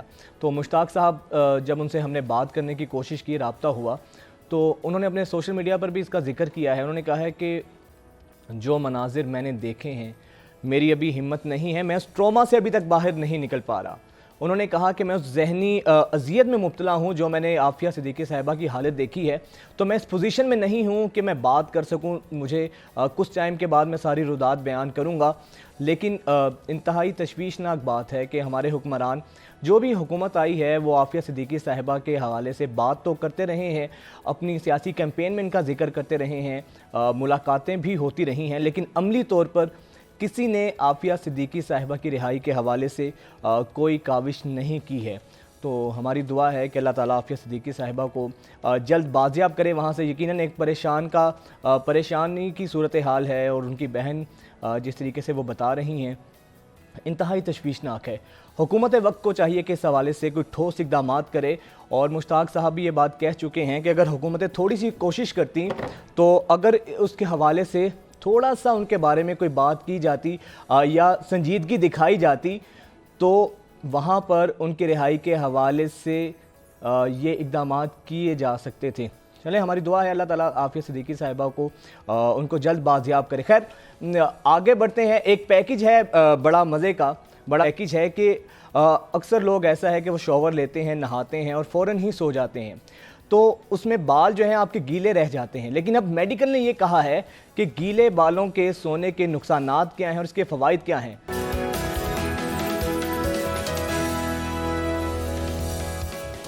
بریک کے بعد ایک دفعہ پھر سے آپ کو خوش آمدید کہیں گے. اور ناظرین، ہم گزشتہ چند عرصوں سے دیکھ رہے ہیں ہماری سوسائٹی میں، ہمارے معاشرے میں جتنی زیادہ عدم برداشت سرایت کر چکی ہے. پولیٹیکل پولرائزیشن کی بات کریں یا ہم سماجی یا باہمی رویوں کی بات کریں، تو اس میں ایک چیز، جو ایک فیکٹر جو بڑا کامن ہمیں نظر آتا ہے، وہ ہے ہمارے رویوں میں جو برداشت کا مادہ ہے وہ تقریباً ختم ہو چکا ہے. چھوٹی چھوٹی بات پر لڑائی جھگڑے، ایک دوسرے کی بات کو، حالانکہ کہا جاتا ہے جو ہیلدی معاشرے ہوتے ہیں، جو مثبت معاشرے ہوتے ہیں، وہاں پر اختلاف رائے جو ہوتا ہے وہ حسن ہوتا ہے اور اس سے نئی راہیں کھلتی ہیں، سوچ کے نئے دریچے کھلتے ہیں. لیکن ہماری سوسائٹی میں، خاص طور پہ نوجوانوں میں جتنا عدم برداشت بڑھ چکا ہے، چھوٹی چھوٹی بات پر لڑائی جھگڑے جو ہیں وہ ایک دوسرے کی جان لینے تک چلے جاتے ہیں. پھر اس کی بڑی مثال 9 مئی کا واقعہ ہے. پولیٹیکل ورکرز سے عام شہری تھے، وہ کوئی تقریب کار نہیں تھے، بٹ 9 مئی کو جس طریقے سے موب نکلا اور جس طریقے سے توڑ پھوڑ کی، اور پھر اس کے بعد جو معاملات ہوئے، اس کے بعد پھر گھروں کے اندر دیکھ لیں چھوٹی چھوٹی سی چپکلش پر ماں باپ، بچے جو ہیں اپنے ماں باپ سے آگے بدتمیزی کرنا شروع کر دیتے ہیں، ان کو دھتکارنے لگ جاتے ہیں، اور جو یہ تعلقات ہیں بہت آخری نہج تک پہنچ جاتے ہیں. آخر وجہ کیا ہے؟ اسی تمام تر معاملے پر بات کرنے کے لیے معروف موٹیویشنل سپیکر اور معروف ماہر تعلیم ڈاکٹر اقبال صاحب ہمارے ساتھ موجود ہیں. بہت شکریہ ڈاکٹر صاحب آپ کے وقت کا. سر، آپ تو اس پر بہت زیادہ بات کرتے رہتے ہیں اور لوگ آپ کو سنتے بھی ہیں. سر، آپ کو کیا لگتا ہے یہ جو عدم برداشت اتنی ہماری سوسائٹی میں سرایت کر چکی ہے، لہجوں کی تلخی، بنیادی وجہ سبب کیا سمجھتے ہیں سر آپ؟ بہت بہت شکریہ وجاہت. پچھلے 2-3 سال پہلے کووڈ آیا تھا نا، تو ہمیں اس بات کی بہت تشویش تھی کہ کووڈ کے زمانے میں جو بچے تعلیم حاصل کر کے ڈگری جنہوں نے لی، خاص طور پر MBBS کے بچے، وہ 2 سال ایسی فیز میں رہے جس میں انہوں نے مریض کو ہاتھ ہی نہیں لگایا اور ان کو ڈاکٹری کی ڈگری مل گئی اور ہمیں یہ لگا کہ ان کے اوپر بہت ساری زندگی کے لیے ان کی تربیت پر اس کا اثر رہے گا. یہ مثال میں نے آپ کو اس لیے دی ہے کہ وہ بچے جن کی عمر 10-12 سال ہے اور اس عمر کے بچے ہیں، وہ بیچارے آج کے دور کے یہ بچے میرے خیال میں بہت بدقسمت ہیں کہ یہ اس دور میں سانس لے رہے ہیں جس میں ہر طرف ان کے لیے نیگیٹو رول ماڈلنگ ہے. جو کچھ وہ معاشرے میں دیکھ رہے ہیں، جو کچھ ان کو سکرین میں نظر آ رہا ہے، जो उनके सियासतदान एक दूसरे के साथ कर रहे हैं, और जिस तरीके से वैसे इदारों के दरमियान एक चपकलिश हो रही है और वो हर घर में गुफ्तगू का मौजू है, और घर के अंदर हर वक्त ये बात हो रही है कि बिजली का बिल बहुत ज्यादा हो गया, फलां ने ये ज्यादती कर दी, गोश्त जो है वो 900 रुपए का आधा किलो गोश्त आया है, बकरे का गोश्त। इस तरह की सारी नेगेटिव बातें घर में वालिदैन भी कर रहे हैं, मुआशरा भी कर रहा है। स्क्रीन पर भी देखिए, जलाओ गिराओ, लड़ाई झगड़ा, फलां ने ये कह दिया, फलां का ये ट्वीट हो गया। तो इस सारे माहौल में ये जो बेचारे बच्चे हैं, इन पर मुझे तरस आता है कि इनकी ये जो डेवलपमेंट हुई है, इस डेवलपमेंट में जो ये कुछ कर रहे हैं ये कम है, ये जो कुछ कर रहे हैं इससे ज्यादा करें। इसलिए कि इनके नजदीक नॉर्मल पैराडाइम ही ये है कि हर एक से बदतमीजी से बात करनी है, हर एक से रूड होना है, हर एक की जाती बुराइयों को वीडियोस की शक्ल में, ऑडियोस की शक्ल में सारी दुनिया को बताना है, स्क्रीन पर बैठकर एक दूसरे को गालियां बकनी है। तो ऐसे में हम कैसे तवक्को रख सकते हैं कि ये बच्चे एक नॉर्मल तरीके से बिहेव करें? ये बहुत ही तकलीफ दे बात है। ठीक। अच्छा सर, अब आप तो माशाल्लाह खुद भी उस्ताद हैं, तो सर ऐसे में पेरेंट्स का, सोसाइटी का, मेंबरों महराब का, जितने भी जो हमारे पिलर्स हैं सोसाइटी के, उनका रवैया क्या होना चाहिए? सर लोग तो अपने पॉलिटिशियंस को, अपने जो आइडियल्स हैं जिनको फॉलो करते हैं, तो उनकी लैंग्वेज देख लें, जिनको फॉलो करने वाले हैं तो उनका ही तर्ज तकल्लुम आप देख लें, उनके अंदर कितनी बर्दाश्त है। तो सर फिर करना क्या होगा? ये जो हमारे पिलर्स हैं सोसाइटी के, किस तरीके से वो इस चीज़ में कमी ला सकते हैं या माशरे को बेहतरी की जानिब लेके जा सकते हैं? मैं आपको ना बिल्कुल अपने दिल की बात, जो मुझे लग रहा है रियलिस्टिक स्टांस है ना, वो मैं आपको अर्ज करने की कोशिश करूंगा। अगर हम ये समझें कि हमारा सियासी निज़ाम, इसके अंदर इस तरह की बुर्दबारी हमारी कोई फोरसीएबल फ्यूचर में आ जाएगी, तो मुझे ऐसा नहीं लगता। क्योंकि इन सब की बुनियाद, हम समझते हैं ना कि इसकी बुनियाद ये है कि ये मुल्क को कौम के लिए कर रहे हैं। इस गलत फहमी से हमें निकल जाना चाहिए। कम से कम हमारा ये निज़ाम जो है, इसमें कोई हिंट नहीं मिला हमें पिछले 30-40 साल के अंदर कि इनके अंदर इंडिविजुअली लोग तो अच्छे होते ही हैं, लेकिन यह है कि इज्तिमाई तौर पर इस सिस्टम के अंदर मुल्क की बेहतरी के लिए अगर कुछ होना होता तो अब तक हो जाता। मैं इस दर्द भरी नेगेटिव बात को मजीद तूल नहीं देना चाहता। मैं ये सिर्फ आपके सवाल पर आता हूं कि करें क्या। इस सिलसिले में सबसे बड़ी जिम्मेदारी वालिदैन की है, क्योंकि वो एक एंट्रेंस पॉइंट है बच्चों का इस दुनिया में आने का। तो पहले से बहुत ज्यादा वालिदैन को अपने बच्चों की तरबियत पर तवज्जो देनी होगी। फिजिकली बच्चों के साथ टाइम गुजारना पड़ेगा, बच्चों को स्क्रीन से दूर करना पड़ेगा। बच्चों के अंदर फ्रस्ट्रेशन, बच्चों के अंदर मादा परस्ती, इस सारी जो है ये, इसमें बहुत बड़ी कंट्रीब्यूशन स्क्रीन की है। और स्क्रीन के अंदर अनफिल्टर्ड डाटा जो उनके पास आ रहा है, स्पेशली सोशल मीडिया के जरिए से, उससे उसकी निस्बत बच्चों के लिए ऑल्टरनेट यानी एक्टिविटीज क्रिएट करनी पड़ेंगी, जिसका मतलब वालिदैन की फिजिकल इन्वॉल्वमेंट है बच्चों के साथ। बच्चों को लेकर सैर करानी पड़ेगी, बच्चों को लेकर बागबानी करनी पड़ेगी, बच्चों के साथ बैठकर स्टोरी टेलिंग वाले एक इनिशिएट जो पुराना आर्ट था उसको रिवाइव करना पड़ेगा। बच्चों को रिश्तों की पहचान देनी पड़ेगी और बच्चों के ऊपर टाइम स्पेंड करना पड़ेगा। इस वक्त वालिदैन को ये याद रखना चाहिए कि जिस तरीके से एक फ्लो के साथ उनके बच्चों की तरबियत हो रही है, अगले 10-15 सालों में मुझे इस बात का बहुत अंदेशा है कि मुआशरा इससे बुरी हालत के अंदर होगा। क्योंकि ये जो फ्रस्ट्रेशन में बड़े हुए बच्चे हैं, ये फिर यानी किसी जगह का कमिश्नर होगा, ये बच्चा किसी स्कूल का टीचर होगा, ये बच्चा किसी इदारे का सरबराह होगा या किसी इदारे में काम कर रहा होगा या बड़ा दुकानदार होगा। तो ये बच्चे जो हैं वो तो उसकी तो ग्रूमिंग ही इस फ्रस्ट्रेशन की हालत में हुई है। लिहाजा वालिदैन जो हैं बहुत संजीदगी से अपने बच्चों के लिए टाइम दें। सर आपने बिल्कुल निशानदही तो बिल्कुल सही की है। जो स्क्रीन टाइम है, जो बच्चों के हाथ में टैब देकर पेरेंट्स मोबाइल फ़ोन देकर खुद से बरियो ज़िम्मा हो जाते हैं और बस समझते हैं ठीक है बच्चे तंग नहीं करे, लगे हुए चीज़ों में, तो उसके असरात हैं। सर ये तो खुद बहुत बड़ा एक चैलेंज है, हर घर की जो है ना, ये एक चैलेंज है हर घर के लिए कि किस तरीके से इस स्क्रीन टाइम से, आपने कहा कि ठीक है सैर के लिए बाहर ले जाएँ और बाकी एक्टिविटीज़ में, फ़िज़िकल एक्टिविटीज़ में बच्चों को इन्वॉल्व करें, بٹ سر یہ تو ایز اٹ سیلف بہت بڑا چیلنج ہے، کیونکہ وہ بچے جب اسکرین ٹائم جب ان کو جو عادات پڑ گئی ہیں ان سے جان چھڑوانا بچوں کی اور دوسری کسی اس کا کوئی آلٹرنیٹ دینا، یہ as it self sir challenge ہے. تو اس چیلنج سے کس طرح نبرد آزما ہو سکتے ہیں ہم لوگ کہ کم از کم اسکرین ٹائم سے بچوں کی جان چھڑوائیں؟ جی وجاہت آپ بالکل صحیح کہتے ہیں. اس کا پرنسپل وہی ہے جو کسی بھی بری عادت کو چھڑوانے کا پرنسپل ہوتا ہے. لوگ کہنا کہ جی میں کہ سگریٹ پیتے ہیں، جی سگریٹ کی بہت بڑی بری عادت ہے، اور میں جب سگریٹ پیتا ہوں تو مطلب ہے میں بہت چاہتا ہوں کہ میں سگریٹ چھوڑ دوں مگر میں سگریٹ نہیں چھوڑ سکتا. تو میں ان سے یہ عرض کرتا ہوں کہ سگریٹ چھوڑنے کا صرف ایک طریقہ ہے، یہ سگریٹ کی ڈبی ہے، آپ اس کو جیب سے نکال کے باہر رکھ دیجئے اور کہیے آج کے بعد میں نے سگریٹ نہیں پینی. اچھا، لیکن یہ جتنا کہنا آسان ہے کرنا مشکل ہے، لیکن جو ڈٹرمن کر لے اس کے لیے کرنا بھی آسان ہے، اور ایسے بہت سارے لوگوں نے کیا ہے. تو اسی طریقے سے جب بھی ہمیں کوئی عادت ہوتی ہے، عادت کا مطلب یہ ہوتا ہے، عادت میں اور ہماری روٹین میں فرق ٹیکنیکلی یہ ہے کہ عادت وہ چیز ہوتی ہے کہ جس کے جب وہ چیز نہ کی جائے تو ہمیں بے چینی ہونی شروع ہو جائے، اور یہ پھر عادت جو ہے ایڈکشن بن جاتی ہے. ایکچولی موبائل کی ایڈکشن ہے. ایڈکشن کی نشانی یہ ہے کہ اگر وہ نہ موجود ہوگا تو آپ کو بے چینی ہوگی، آپ کو فزیکل سمٹم شروع ہو جائیں گے. ایک سٹڈی ہوئی بھی تھی امریکہ میں جس میں 3-4 دن کے لیے نوجوانوں کو انہوں نے کانسنٹ لے کر سوشل میڈیا سے بالکل دور رکھا، تو انہوں نے دیکھا کہ تقریباً ہر بچے کے اندر فزیکل سائن سمٹم شروع ہو گئے، یعنی چڑچڑاپن شروع ہو گیا، بھوک کا نہ لگنا شروع ہو گیا، نیند ڈسٹرب ہو گئی، دل کی دھڑکن تیز ہو گئی. تو یہ سارے فزیکل ایونٹ شروع ہو گئے. تو یہ جس طرح کسی آپ نے اپنے بچے سے ہیروئن چھڑوانی ہے، آپ نے کسی بچے سے کچھ اس طرح کی بری عادت نشے کی چیز چھڑوانی ہے تو ہمیں زور لگانا پڑے گا. اور جب بھی آپ کسی عادت کو ہٹاتے ہیں تو شروع میں آپ کو اس کے ودرال سمٹمز ہوتے ہیں، تو یہ سارے ودرال سمٹم سے ہمیں گزرنا پڑے گا. لیکن جب ہمیں احساس ہو کہ یہ نشہ برا ہے تو ہمیں اس تکلیف سے گزرنا پڑے گا. تو اس لیے میں اپنے یعنی جو والدین بڑے ہیں ان سے ریکویسٹ کروں گا کہ سب سے پہلے تو آپ موبائل کی اسکرین کو کم کریں، بچوں سے زیادہ پیرنٹس یوز کرتے ہیں. جی ہاں، تو بچوں کو اگر آپ کہتے ہیں اور ماں نے 2 فون پکڑے ہوئے ہیں ہر وقت تو پھر تو ممکن نہیں ہوگا.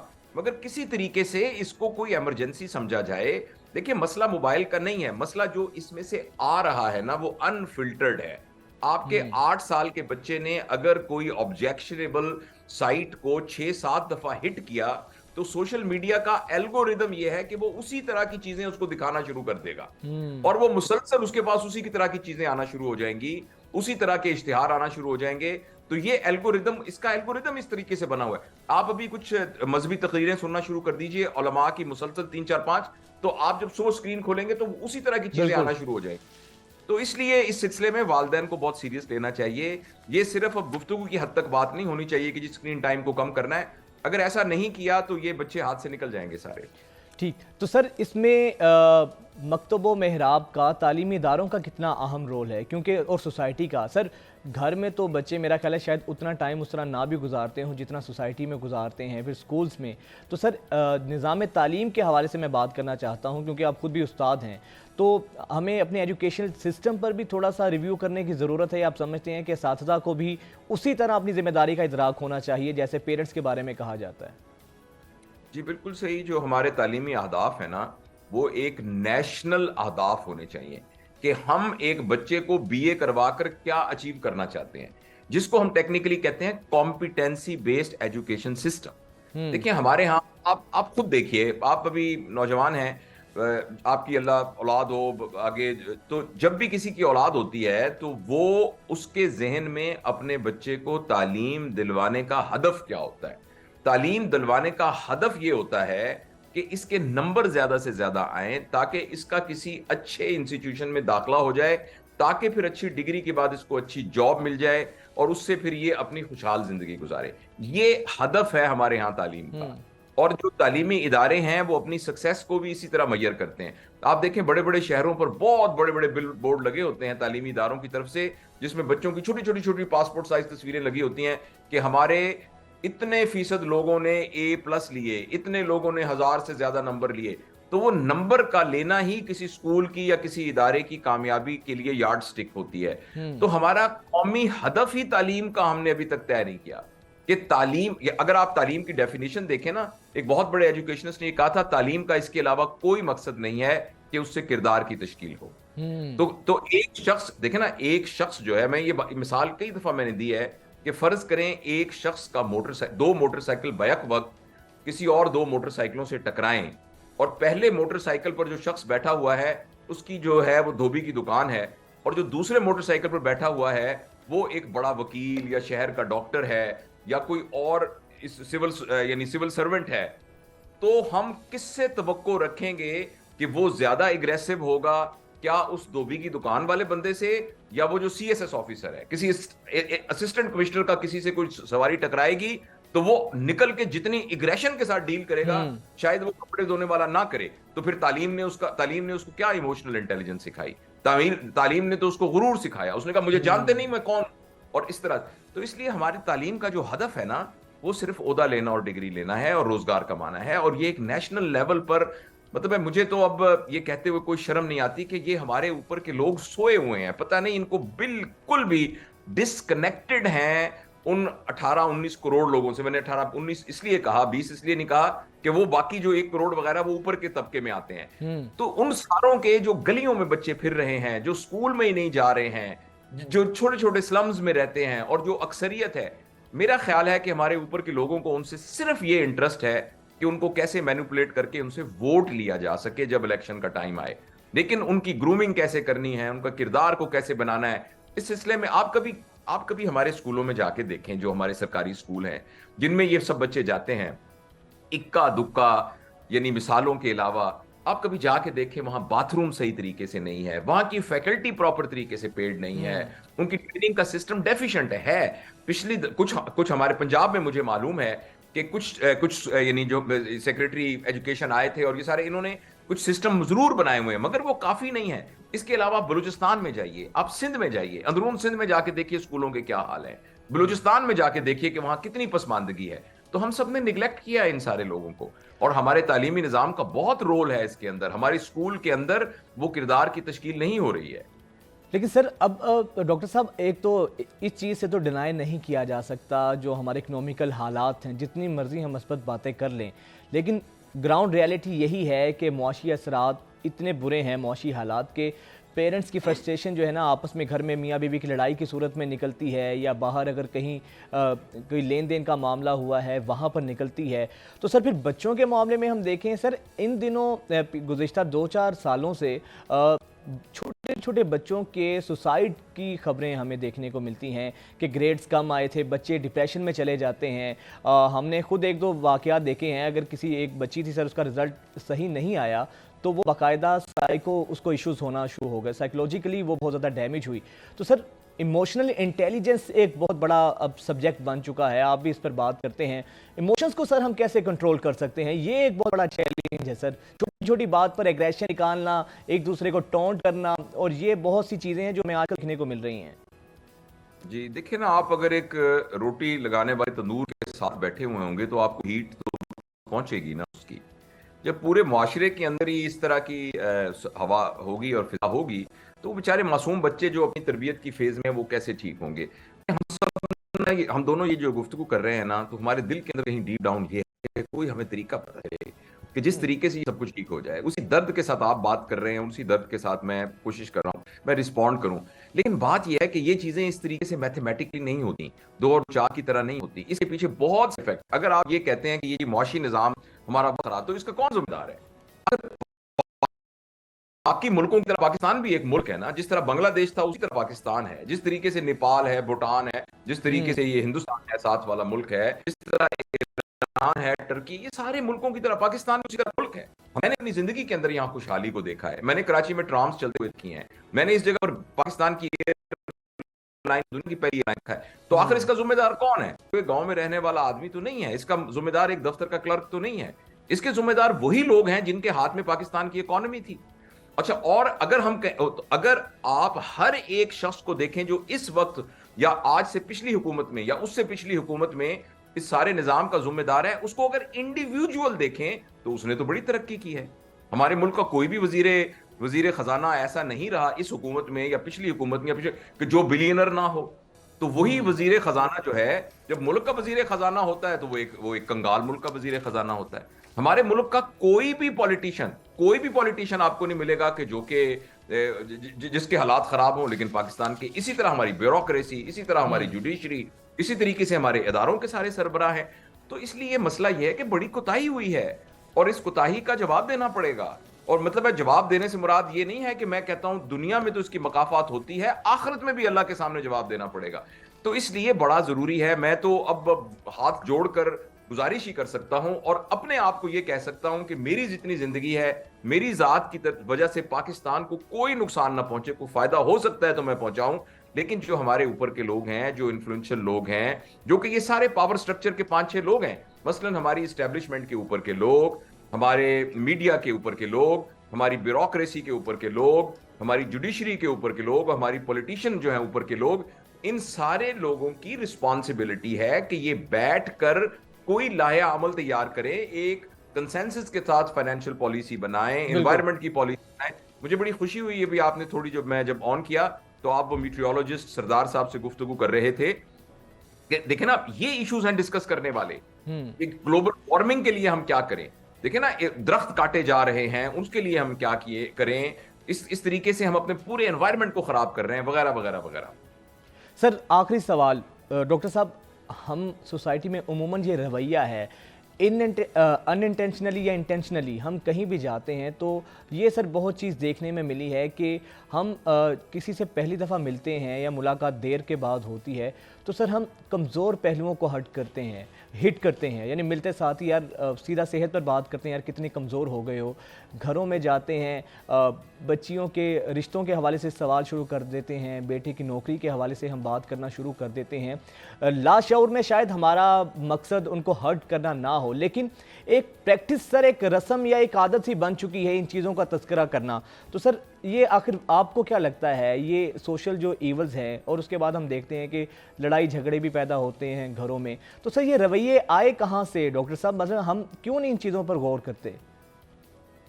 بہت بہت شکریہ. یہ بات آپ نے بالکل صحیح کہی ہے. مجھے تو ایک حدیث کا مفہوم یاد آ رہا ہے کہ مسلمان وہ ہے جس کے ہاتھ اور جس کی زبان سے کسی کو کوئی نقصان نہ پہنچے.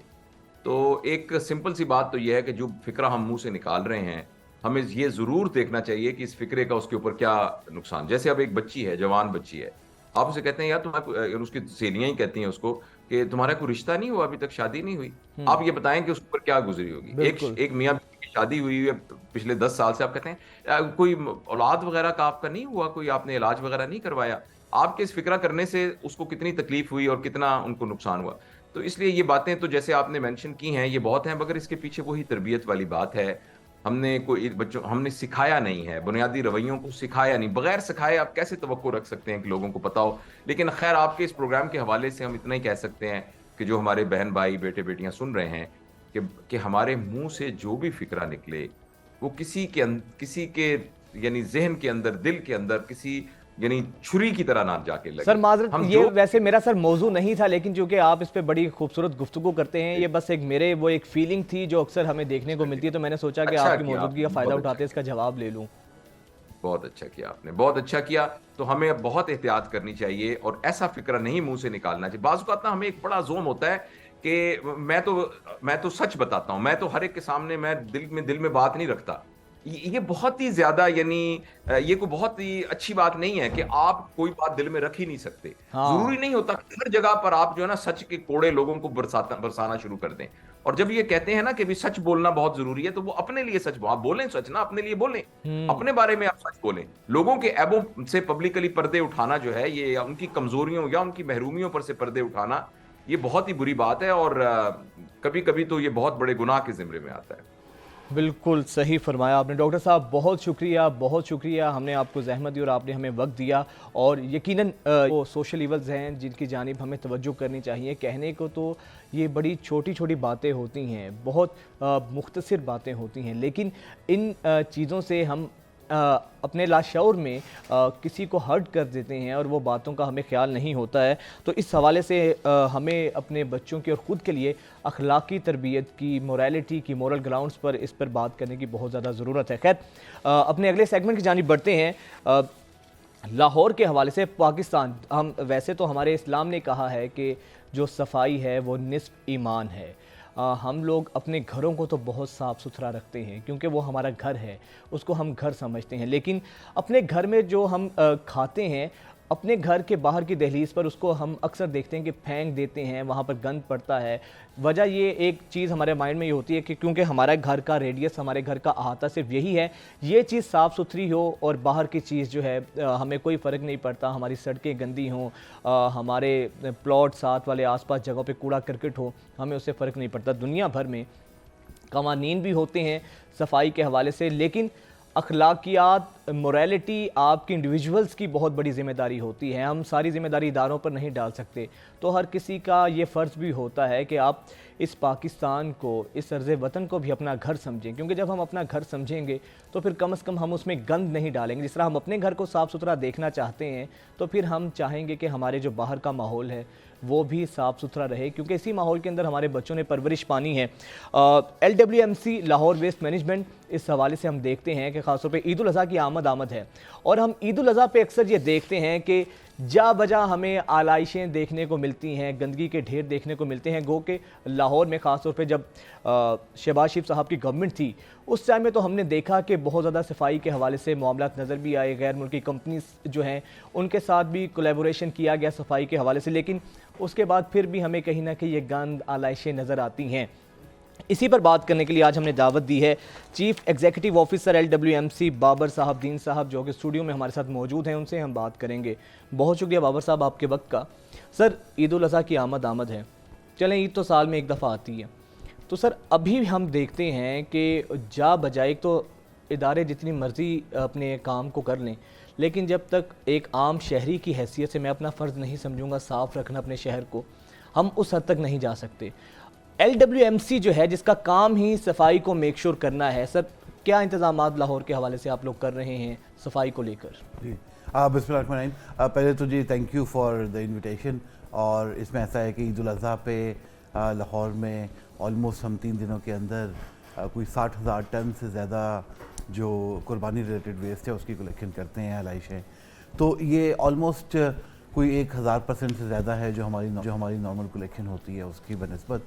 और इस दौरान इसके लिए एक बहुत मेगा ऑपरेशन जो है वो प्लान होता है, उसकी तमाम प्लानिंग जो है वो कर ली गई है, जिसके अंदर स्पेशल मशीनरी की रिक्वायरमेंट होती है। उसके अलावा बहुत से बैग्स हैं जो हम डिस्ट्रीब्यूट करते हैं उन लोगों को जो हम जहाँ पे कुर्बानी हो रही हो, ताकि वो आलाइशों को उन बैग्स के अंदर जो है वो डिस्पोज ऑफ कर सकें। फिर बहुत सारे डिस्पोजल पॉइंट्स बनते हैं, हमारे कलेक्शन पॉइंट्स बनते हैं, और एक मैसिव अवेयरनेस कैंपेन होती है पूरे लाहौर के अंदर। तो ये वो स्टेप्स हैं जो कि ईद के दिनों में लिए जाते हैं। इसके अलावा ईद से पहले फिर हम कुछ ज़ीरो वेस्ट कैंपेन्स भी इस दफ़ा कर रहे हैं, और उसमें एक जो है उसका आगाज़ आज से किया गया है, जिसमें लाहौर के हमारे 9 टाउन्स जो हैं उनको 2 को 1 दिन के अंदर जो है वो ज़ीरो वेस्ट किया जाएगा, और 5 दिन के अंदर ये ऑपरेशन हमारा कंप्लीट होगा। ये कब से शुरू हो रही है? ये आज से जी स्टार्ट हुई है, आज अभी इसकी हमने इनॉग्रेशन की है, और आज गुलबर्ग और नेक्स्ट टाउन जो हैं उनको ज़ीरो वेस्ट किया जा रहा है। इसी तरीके से 2 टाउन्स को डेली बेसिस पे किया जाएगा। फिर ईद से पहले 5 दिन पहले भी ये कैंपेन एक दफ़ा रिपीट होगी, और इंश्योर किया जाएगा कि तमाम किस्म का वेस्ट जो है वो ईद आने से पहले जो है उसकी कलेक्शन हो सके। ठीक, ये टाउन्स की बुनियाद पर आप तकसीम करते हैं अपने अमले की, टाउन्स की बुनियाद पर आप देखते हैं सफाई को मेक श्योर करना? जी, जो हमारे यहाँ प्राइमरी ऑपरेशन है वो 2 सर्कल्स में डिवाइडेड है। उसके बाद जो बेसिक यूनिट है वो यूसी है। तो लाहौर में जैसे हमारे पास 274 यूसीज़ हैं जहाँ पे हमारे ऑपरेशन जो हैं वो चलते हैं, और यूसी से ऊपर फिर हमारे 49 जोन्स हैं, फिर हमारे 9 टाउन्स हैं, और फिर 2 सर्कल्स हैं। तो इन सब में हमारा जो सुपरवाइजरी मैनेजर स्टाफ जो हैं वो डिप्यूटेड हैं।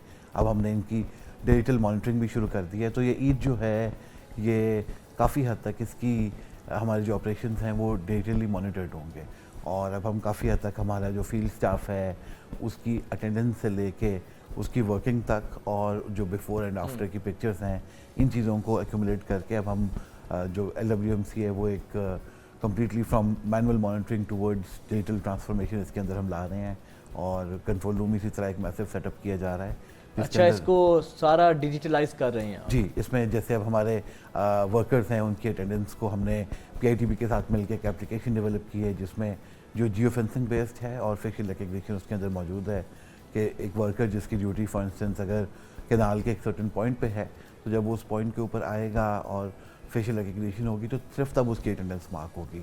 तो ये काफ़ी बड़ा स्टेप है जिससे हमारी अटेंडेंस जो है वो भी इम्प्रूव हो रही है।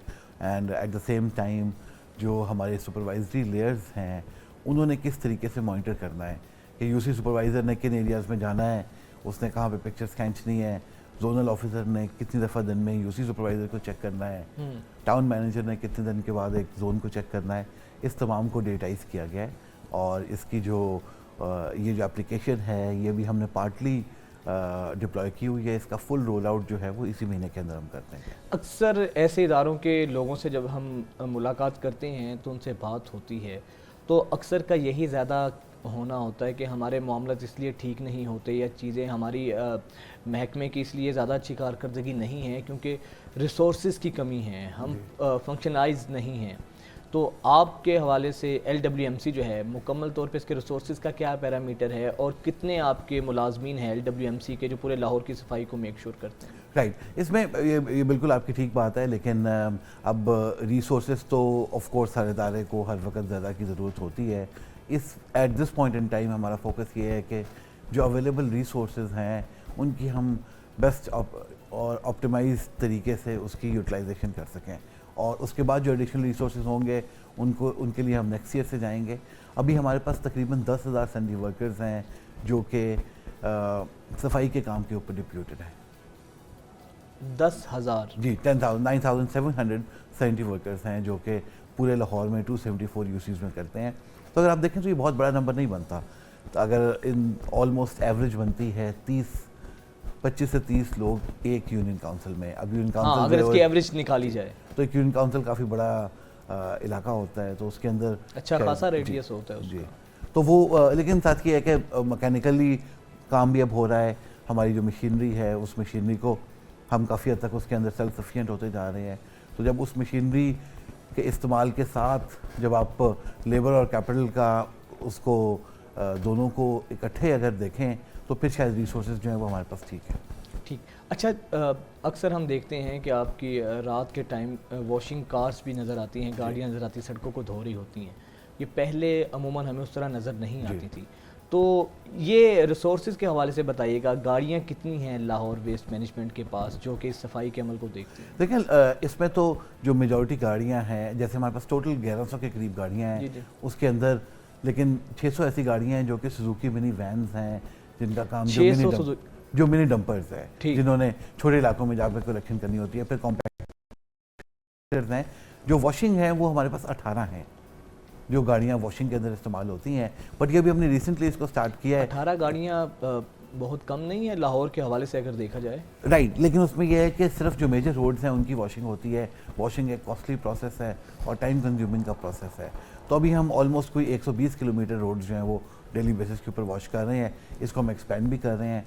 तो लेकिन अब हमने ये प्लान बना लिया है कि पिछले 1 महीने से आपने देखा होगा कि आपको वॉशिंग एक्टिविटी काफ़ी मैसिवली नज़र आ रही है। तो जितनी मेजर रोड्स हैं उनको हम ये इंश्योर कर रहे हैं कि हफ्ते में एक, और जो ज़्यादा इंपॉर्टेंट है उनको हफ्ते में 2 दफ़ा ज़रूर वॉश किया जाए। तो ये नई एक चीज़ है जो कि हमने स्टार्ट की है और अभी तक इसका बड़ा पॉजिटिव रिस्पॉन्स आ रहा है from the public as well. अच्छा, मुझे LWMC की आजकल एक चीज़ बहुत अच्छी लगी है कि जो ट्रक आर्ट से मुज़य्यन कंटेनर्स लगाए गए हैं और यकीनन खूबसूरती में निखार पैदा करते हैं। तो ये आइडिया किसका था, कहाँ से आइडिया आया और इस हवाले से कहाँ तक काम पहुँचा है आपका? जी, इसमें ऐसा है कि हमारे पास एक सीरियस चैलेंज जो है वो ये है कि लोग जो हैं वो हमारी बिन्स को और हमारे कंटेनर्स को इस्तेमाल नहीं करते। मतलब बहुत दफ़ा आपने देखा होगा कि बिन लगी हुई है लेकिन कूड़ा बाहर पड़ा है और वो अंदर से खाली है। हाँ। तो उसको थोड़ा सा हमने अट्रैक्टिव करने के लिए फिर हमने कंपटीशन किया। So we were thinking of ideas कि ये कैसे हम इस प्रॉब्लम को सॉल्व कर सकते हैं। तो फिर हमने यूनिवर्सिटीज़ और कॉलेजेस में कंपटीशन किया ग्राफिटी आर्ट का और आर्ट वर्क का। तो कॉलेज और यूनिवर्सिटियों ने इनको पेंट किया। फिर हमने कुछ हमारे ऐसे वर्कर्स भी थे जो आर्टिस्ट थे उनको एंगेज किया और हमने 100 से ऊपर जो हैं कंटेनर्स वो लगा दिए हैं। इसी तरह 100 जो है हमारे ड्रम्स जो हैं जिसके अंदर हमें ऑयल मिलता था उनको हम रीयूज़ कर रहे हैं। तो एक तो उससे वो कॉस्ट इफ़ेक्टिव भी है। वही ड्रम जो कि पहले ज़ाया जाता था, जो हमारे मोटर व्हीकल मोबाइल्स का ड्रम होते हैं उन्हीं को रीयूज़ किया जा रहा है और उन्हें खूबसूरत बिन्स के अंदर कन्वर्ट किया जा रहा है। उससे कॉस्ट भी हमारी 90% कम है उसमें और वो एक अट्रैक्टिव भी है। इसमें भी हमें बड़ी अप्रिसिएशन मिल रही है, बल्कि बहुत लोग कॉल्स करते हैं, इंस्टीट्यूशंस कॉल करते हैं कि जी ये वाला ड्रम जो है ये आप हमारी प्रेमिसेस के ऊपर भी इंस्टॉल करें।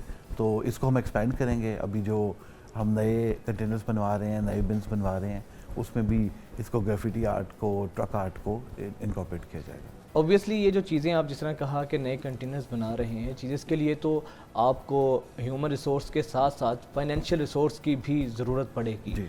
तो हुकूमत किस हद तक ताउन करती है LWMC की इस मामले पर? इसमें ऐसा है कि अगर हम LWMC की लास्ट 4-5 मंथ्स की ऑपरेशंस को देखें तो हमने बहुत मैसिव कॉस्ट सेविंग्स की हैं, both in the form of fuel as well as in the form of जो हमने हमारे जो गोस्ट एम्प्लॉयज़ थे, तो तकरीबन 1000 गोस्ट एम्प्लॉयज़ को निकाला गया है। तो उनकी सैलरी 1000 घोस्ट एम्प्लॉयज़ को निकाला गया है जी, एक, और उसके अगेंस्ट हमने कोई अभी हायरिंग भी नहीं की। तो वो 1000 की जो सैलरी थी वो भी हमारे पास सेव्ड है। इसी तरह महीने का 1.5 लाख लीटर जो फ्यूल है वो हम सेव कर रहे हैं बाय यूजिंग डिजिटल टेक्नोलॉजी। तो हम आर्टिफिशियल इंटेलिजेंस का इस्तेमाल भी हो रहा है और तमाम हमारे जो रूट्स हैं उनको डिजिटाइज़ किया जा रहा है। तो फॉर द फर्स्ट टाइम हमारे अब जितने भी कंटेनर्स हैं वो जब सुबह निकलते हैं कलेक्शन के लिए, हमारे जब कॉम्पैक्टर्स सुबह निकलते हैं कंटेनर्स को क्लियर करने के लिए, तो उनका रूट जो है उसको हमने ऑप्टिमाइज़ किया है। और जी, उन रूट्स को हमने ऑप्टिमाइज़ किया है और सिर्फ इस ऑप्टिमाइजेशन की वजह से हम ऑलमोस्ट कोई 1 लाख से 1.5 लाख लीटर पर मंथ जो है वो फ्यूल को सेव कर रहे हैं। और अब जब इसमें आर्टिफिशियल इंटेलिजेंस का पूरा इस्तेमाल हो जाएगा तो वी एक्सपेक्ट कि ये सेविंग और बढ़ जाएगी। इसमें हमने लाम्स के साथ भी एक पार्टनरशिप की है। लाम्स के डेटा एनालिटिक्स की और AI की टीम है जो इसके ऊपर भी काम कर रही है। तो इन सेविंग्स से फिर जो है इस वक्त जो हम कंटेनर्स बनवा रहे हैं वो इन सेविंग्स को इस्तेमाल। अच्छा, लास्ट में कोई आवाम को क्या पैगाम देना चाहेंगे? यकीनन LWMC जितना मर्जी हो जाए, जितने मर्जी रिसोर्सेज से लेस हो जाए, जब तक पब्लिक कोऑर्डिनेशन आपके साथ नहीं होगी, अवामी ताउन नहीं होगा, तो तब तक सफाई को मेक श्योर नहीं कर सकते हैं। आवाम को कोई पैगाम देना चाहें आप? मैं बिल्कुल लाहौर के आपके तवज्जुह से लाहौर के तमाम शहरियों को कहना चाहूँगा कि LWMC अपना काम कर रही है। इसके रिसोर्स हम जितने मर्जी भी ऐड करते हैं, जब तक कि पब्लिक पार्टिसिपेशन इसके अंदर नहीं होगी और हम वो सिविक सेंस डेवलप नहीं करेंगे और हम इसे अपना शहर समझ के इसे खुद साफ़ रखने की एफर्ट्स नहीं करेंगे, तब तक इस शहर को साफ़ नहीं रखा जा सकता। तो मैं सबसे रिक्वेस्ट करूँगा कि वेस्ट रिडक्शन के ऊपर भी काम किया जाए और जो लिटर है उस वेस्ट को हमारी जो डेजिग्नेटेड प्लेसेस हैं आप उधर डिस्पोज ऑफ करें ताकि हमारे प्रोसेस को भी आसान किया जा सके। ठीक है, बहुत शुक्रिया आपका सर, बहुत शुक्रिया। और यकीनन बाबर साहब ने बिल्कुल सही बात की है कि जब तक हम लोग खुद अपनी ज़िम्मेदारी का इदराक नहीं करेंगे, जब तक हम लोग खुद इस शहर को, इस मुल्क को अपना घर नहीं समझेंगे, हम ताउन नहीं करेंगे सफाई के हवाले से, तब तक हम सफाई के पूरे सिस्टम को मेक श्योर नहीं कर सकते हैं। हम हाजिर होंगे एक ब्रेक के बाद।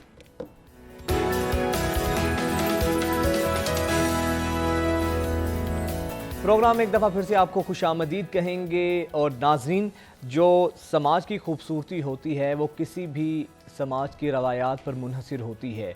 जितना खूबसूरत मुआशरा होता है, जितना खूबसूरत वहाँ की रवायात होती हैं, वहाँ की नॉर्म्स एंड वैल्यूज़ होती हैं, उतना ही खूबसूरत वो मुआशरा होता है और यही मुआशरों का हुस्न हुआ करता है। अब ख़बर ये है सवात से, जहाँ पर 50 साल पुराने दोस्त मानसेहरा से ये ख़बर है, जहाँ पर पुराने दोस्त क्लास फेलोज़ जो हैं वो इकट्ठे हुए और ये तमाम वो उन्हीं जगहों पर बैठे जहाँ पर इन्होंने तालीम हासिल की थी। अब ये मनाज़िर ज़रा आप देखें और विजुअलाइज़ करें इस चीज़ को कि ये बिल्कुल छोटे बच्चे हुआ करते थे जहाँ पर जिस तालीमी इदारे में ये तालीम हासिल करते थे। इन दोस्तों ने इकट्ठे होकर ये प्लान बनाया कि वो अपनी पुरानी यादें ताज़ा करेंगे, जिसको नॉस्टैल्जिया कहते हैं, नॉस्टैल्जिक मोमेंट्स कहते हैं। तो जिस तरह ये वहाँ पर परेड में अपने स्कूल में खड़े हुआ करते थे जिस तरतीब के साथ, उसी तरतीब के साथ ये वहाँ पर इकट्ठे हुए और जिन क्लासरूम्स में जिस तरह बेंचेस और कुर्सियों पर ये जो स्टूडेंट्स थे जो बैठा करते थे वहीं पे ये लोग बैठे और इस तरह से इन्होंने अपनी जो पुरानी यादें हैं उनको ताज़ा किया है। तो ये सोशल मीडिया पर बहुत ज़्यादा स्टोरी वायरल हो रही है और बड़ा खूबसूरत लगता है कि आप इतनी 40-50 साल पुरानी यादों को जो हैं आप उनको सोचें और फिर उस हवाले से ये तरतीब बनाएं। तो ये एक बड़ा खूबसूरत कल्चर जो है ना, ये समाज की खूबसूरती इसको कहा जा सकता है। जिस तरीके से इन्होंने अपनी पुरानी यादों को ताज़ा किया है, इसको जो हमारे नाज़रीन हैं, सोशल मीडिया के जो व्यूवर्स हैं, وہ بہت پسند کر رہے ہیں، تو ہم نے سوچا کہ ہم بھی آپ سے یہ شیئر کریں اور یقیناً ایسی چیزوں کو اپریشیٹ کرنا چاہیے۔ خیر آگے بڑھتے ہیں، اور اب جو ہمارا سیگمنٹ ہے وہ ہے آرٹیفیشل انٹیلیجنس اے آئی کے بارے میں بہت زیادہ باتیں ہو رہی ہیں، اور جہاں پر اے آئی کے حوالے سے یہ کہا گیا ہے کہ اس کے بہت فوائد ہوں گے، ہر چیز کے پازیٹیو اس کی ایفیکٹس بھی ہوتے ہیں اور نیگیٹو ایفیکٹس بھی ہوتے ہیں، لیکن اب اے آئی کے حوالے سے بہت سے ایسے خدشات ہیں جن کا خود جو آرٹیفیشل انٹیلیجنس کے جو ماہرین ہیں، اے آئی ایکسپرٹس ہیں، وہ ان کا اظہار کر رہے ہیں۔ ان کا یہ کہنا ہے کہ یہ جو اے آئی ہے اس کے خطرناک نتائج بھی ہو سکتے ہیں، کیونکہ یہ اس آرٹیفیشل انٹیلیجنس کو ہتھیار بنانے کے لیے استعمال کیا جا سکتا ہے، منشیات کی پیداوار میں اضافے کے لیے استعمال کیا جا سکتا ہے۔ سب سے بڑا خدشہ جاب سیکیورٹی کو لے کر کہا جاتا ہے۔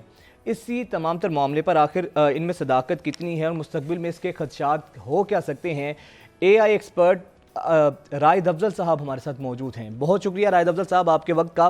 سر اب یہ جو بڑی ایسی باتیں سننے کو آ رہی ہیں، یقیناً جب بھی کوئی نئی انوینشن ہوتی ہے اس کے ڈرا بیکس بھی ہوتے ہیں، اس کے فوائد بھی ہوتے ہیں، پھر بعد میں جا کر پتہ چلتا ہے کہ کس حد تک یہ چیز فائدہ مند تھی۔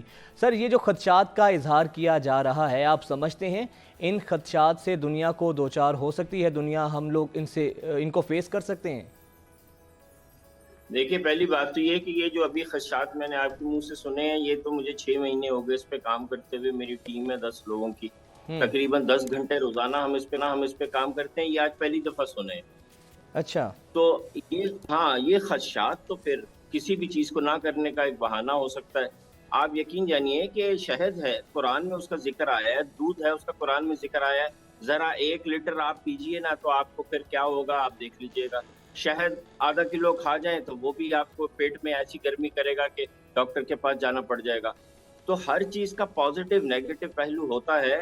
اے آئی کا جو پازیٹیو استعمال ہے وہ اتنا زبردست ہے کہ میں تو یہ سمجھتا ہوں کہ اس وقت ہر پاکستانی کو اے آئی کا positive, chat G P T, Bard, یہ اے آئی ٹول جو ہیں، اس کا پازیٹیو یوز سیکھنا ارشد ضروری ہے، ورنہ ہم بہت پیچھے رہ جائیں گے۔ سر کوئی اگر آپ اس پازیٹیو کے حوالے سے تو آپ بات کرتے رہتے ہیں، کیونکہ ایک بڑی بات جو دیکھنے میں آ رہی ہے وہ یہ ہے کہ جاب سیکیورٹی کے لیے بہت بڑا خدشہ ہے۔ پھر ماہرین کی جو رپورٹ ہے وہ یہ کہہ رہے ہیں کہ اس سے ایٹمی جنگ ہو سکتی ہے، جنگوں کے لیے یہ چیزیں استعمال ہو سکتی ہیں۔ مستقبل میں ان خدشات کی توقع ہے آپ کو؟ نہیں جی، ایسی کوئی چیز نہیں ہے۔ یہ ایٹمی جنگیں جو ہیں نا وہ ایک ٹول کی مدد سے نہیں ہوتی، وہ انسانی ذہن سے ہوتی ہیں، انسان کے مقاصد ہوتے ہیں، اکنامک انٹرسٹ ہوتے ہیں، پولیٹیکل انٹرسٹ ہوتے ہیں، اس کی بیس کے اوپر ایک بڑا گروپ فیصلہ کرتا ہے۔ ایسی کوئی چیز نہیں ہے۔ چیٹ جی پی ٹی کا استعمال ہمارے ہر نوجوان کو آنا چاہیے تاکہ وہ ای کامرس کر سکے، فریلانسنگ کر سکے، کما سکے، آگے ترقی کر سکے۔ ہمارے نوجوان کو یہ سیکھنا بہت ضروری ہے۔ ہم تو اس وقت اس کو اسکولوں میں انٹروڈیوس کر رہے ہیں، اور ہم دیکھ رہے ہیں، اپنی آنکھوں سے میں دیکھ رہا ہوں کہ 7 سال کے بچے ویڈیوز بنا رہے ہیں، اور میٹرک کے بچے پائتھن میں پروگرامنگ کر رہے ہیں، ویب سائٹس بنا رہے ہیں۔ اس کے بہت فائدے ہیں۔ لیکن سر سینٹر فار اے آئی کی جو رپورٹ ہے انہوں نے یہ تمام خدشات کا اظہار کیا ہے۔ اس کا مطلب ہے کہ کچھ نہ کچھ تو سر چیزیں ایسی ہیں اور جو یقیناً انسانی دماغ سے جنگیں لڑی جاتی ہیں، لیکن آرٹیفیشل انٹیلیجنس کو تو ایک انسانی دماغ سے کافی آگے کی چیز کہا جاتا ہے۔ دیکھیے وہ دور ابھی بہت آگے ہے جب ایٹونومس آٹو یہ ہو جائے گا، ہم اس کے قریب نہیں ہیں ابھی، اور وہ ہم پاکستانیوں کا مسئلہ بھی نہیں ہے۔ ہم تو وہاں اس کے قریب بھی نہیں ہیں، ہم کیوں اس کا بارے میں سوچیں؟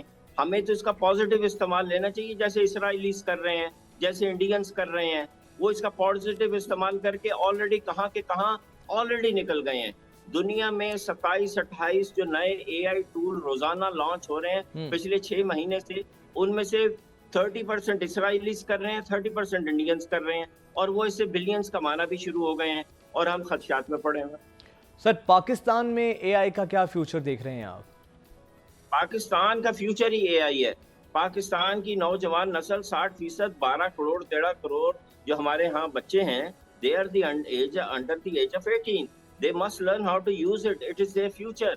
وہ چھوڑیں بڑی قوموں کو کہ وہ کیسے جنگیں لڑیں گی، کیا کریں گی، وہ بھول جائیں۔ یہ ہمارا مسئلہ نہیں ہے، ہمارا مسئلہ غربت ہے۔ غربت ہمارا ایٹم بم غربت ہے، اور وہ پھٹ چکا ہے، اور غربت ختم کرنے کا بہترین ٹول جو ہے نا وہ آرٹیفیشل انٹیلیجنس ہے۔ ہمارے نوجوانوں کو فوراً سیکھنا چاہیے اور اس کی مدد سے انکم شروع کرنی چاہیے۔ آرٹیفیشل انٹیلیجنس کا घर के रिलेशनशिप बेहतर बनाने से लेके, बिजनेस बेहतर बनाने से लेके, एजुकेशन बेहतर बनाने से लेके, इंडस्ट्री, कॉमर्स, हर चीज को पाकिस्तान में 100% इम्प्रूव किया जा सकता है अगर हम उसके अंदर आर्टिफिशियल इंटेलिजेंस का अच्छा यूज करें तो। सर, पाकिस्तान में इस हवाले से कोई ऐसे इंस्टीट्यूट्स हैं जहां पर स्टूडेंट सीख सकते हैं? क्योंकि सर आईटी के हवाले से तो पाकिस्तान दीगर ममालिक की निस्बत अभी बहुत ज़्यादा पीछे है। और सर फिर दूसरी चीज़ ये कही जा रही है कि जॉब सिक्योरिटी को लेकर भी बहुत ज़्यादा खदशात हैं। जब एआई की मदद से काम करेंगे तो फिर जो मैनुअल चीज़ें हैं वो तो ऑटोमेटिकली उनसे हमें दूर होना पड़ेगा, मैनुअल काम तो रहेगा नहीं। तो कहीं ना कहीं सर इसके नेगेटिव इम्पैक्ट्स भी पड़ेंगे हमारे पे? नहीं, देखिए मेरी कंपनी में अब 85 लोग काम करते हैं, उसमें से 35 हेड ऑफिस में काम करते हैं। मैंने उन्हें कहा कि या तो आप आर्टिफिशियल इंटेलिजेंस सीख के अपनी प्रोडक्टिविटी बढ़ा लो, वरना फिर आर्टिफिशियल इंटेलिजेंस आपको रिप्लेस कर देगी। तो सब लोगों ने फौरन आर्टिफिशियल इंटेलिजेंस सीखी और उसके मुताबिक उन्होंने काम करना शुरू किया। तो यकीन करें कि 3 महीने में हमारी कंपनी की प्रोडक्टिविटी 300% बढ़ गई। 300% प्रोडक्टिविटी बढ़ गई। तो आर्टिफिशियल इंटेलिजेंस सिर्फ उनको रिप्लेस करेगी जो इसको सीखेंगे नहीं। जो इसको सीखेंगे नहीं, ये डेफिनेटली उसको रिप्लेस करेगी। लेकिन राज साहब, सवाल ये है, पाकिस्तान में कौन से ऐसे प्लेटफॉर्म्स मौजूद हैं? एक तो वर्चुअल यूनिवर्सिटीज तो हैं। नहीं, you don't need a platform. This is the beauty of artificial intelligence. ये आपका सबसे की सवाल है। रोजाना थाउजेंड्स, मेरा ख्याल है थाउजेंड्स और नहीं, हंड्रेड्स ऑफ ईमेल्स और मैसेजेस मुझे इसमें रिसीव होते हैं कि where should we go to learn it. ये जो सारे इंस्टीट्यूट बने हैं, इनमें से आपको किसी पे जाने की जरूरत नहीं है। All you need to do is do 4 things. आप चैट जीपीटी का ओपन एआई पे जाके अकाउंट बनाएं, आप बार्ड को खोल लें, bard.google.com, और एक वेबसाइट है फ्यूचरपीडिया, वहां जाके टूल्स देखना शुरू कर दें। और एक वेबसाइट है east.education, वहां जाके जो बच्चों को सिखाने का तरीका है ना, ये एक एआई, वो आप डाउनलोड कर लें। पहला स्टेप। दूसरा स्टेप ये है, यूट्यूब पे जाइए और 3 वीडियो आप देखेंगे, कोई सी 3 वीडियो जो टॉप पे आ जाए उर्दू में, और आप उसके बाद खुद से एआई कर रहे होंगे बस। ठीक है। अच्छा सर, इसको वैसे ये खर्चा तो है नेगेटिव चीज़ों के लिए यूज़ किया जा सकता है, जिन खर्चात का, और इससे बचा कैसे जा सकता है? इसके लिए भी कोई और टूल की हमें ज़रूरत होगी? देखिए हर चीज का नेगेटिव पहलू होता है। तलवार का, चाकू का, बंदूक का, दूध का, शहद का, दवाई का, हर एक का नेगेटिव पहलू होता है। हर एक का नेगेटिव पहलू होता है। पॉजिटिव पहलू जो आप बात कर रहे हैं वो सिंपली ये है कि प्लीज इसका पॉजिटिव यूज सीख लें ताकि दिमाग में नेगेटिव यूज ना आए। यहाँ पे मैं आपसे एग्री करता हूँ और मैं आपको वार्न कर रहा हूँ सब लोगों को कि अगर हमने अपने बच्चों को फौरन एआई का पॉजिटिव यूज खुद ना सिखाया तो वो रॉन्ग यूज सीखेंगे, और वो मैं सर डिस्कस नहीं करना चाहता, वो हौलनाक है। बिल्कुल यही खदशा है और इसी की जानी मैं तवज्जो दिलाना चाह रहा था। बहुत शुक्रिया रायद अफजल साहब आपके वक्त का। यकीनन हर चीज़ के पॉजिटिव होते हैं, नेगेटिव असरात भी होते हैं, लेकिन आईटी के हवाले से जो भी हमें, जब तक अगर हम दुनिया के साथ ख़ुद को तरक्की करना चाहते हैं, तरक्की याफ्ता ममालिक के सफ़ में देखना चाहते हैं, तो आईटी हो या जितने भी दुनिया के जदीद तकाज़े हैं, हमें ख़ुद को इन्हेंस करना पड़ेगा, जदीद तकाज़ों पर ख़ुद को इस्तवार करना पड़ेगा। और इस लम्हा मौजूद में तरक्की के लिए ये चीज़ें अब नागुज़ीर हैं। मुझे इजाज़त दीजिए, इंशाअल्लाह कल फिर मुलाकात होगी। अल्लाह हाफ़िज़।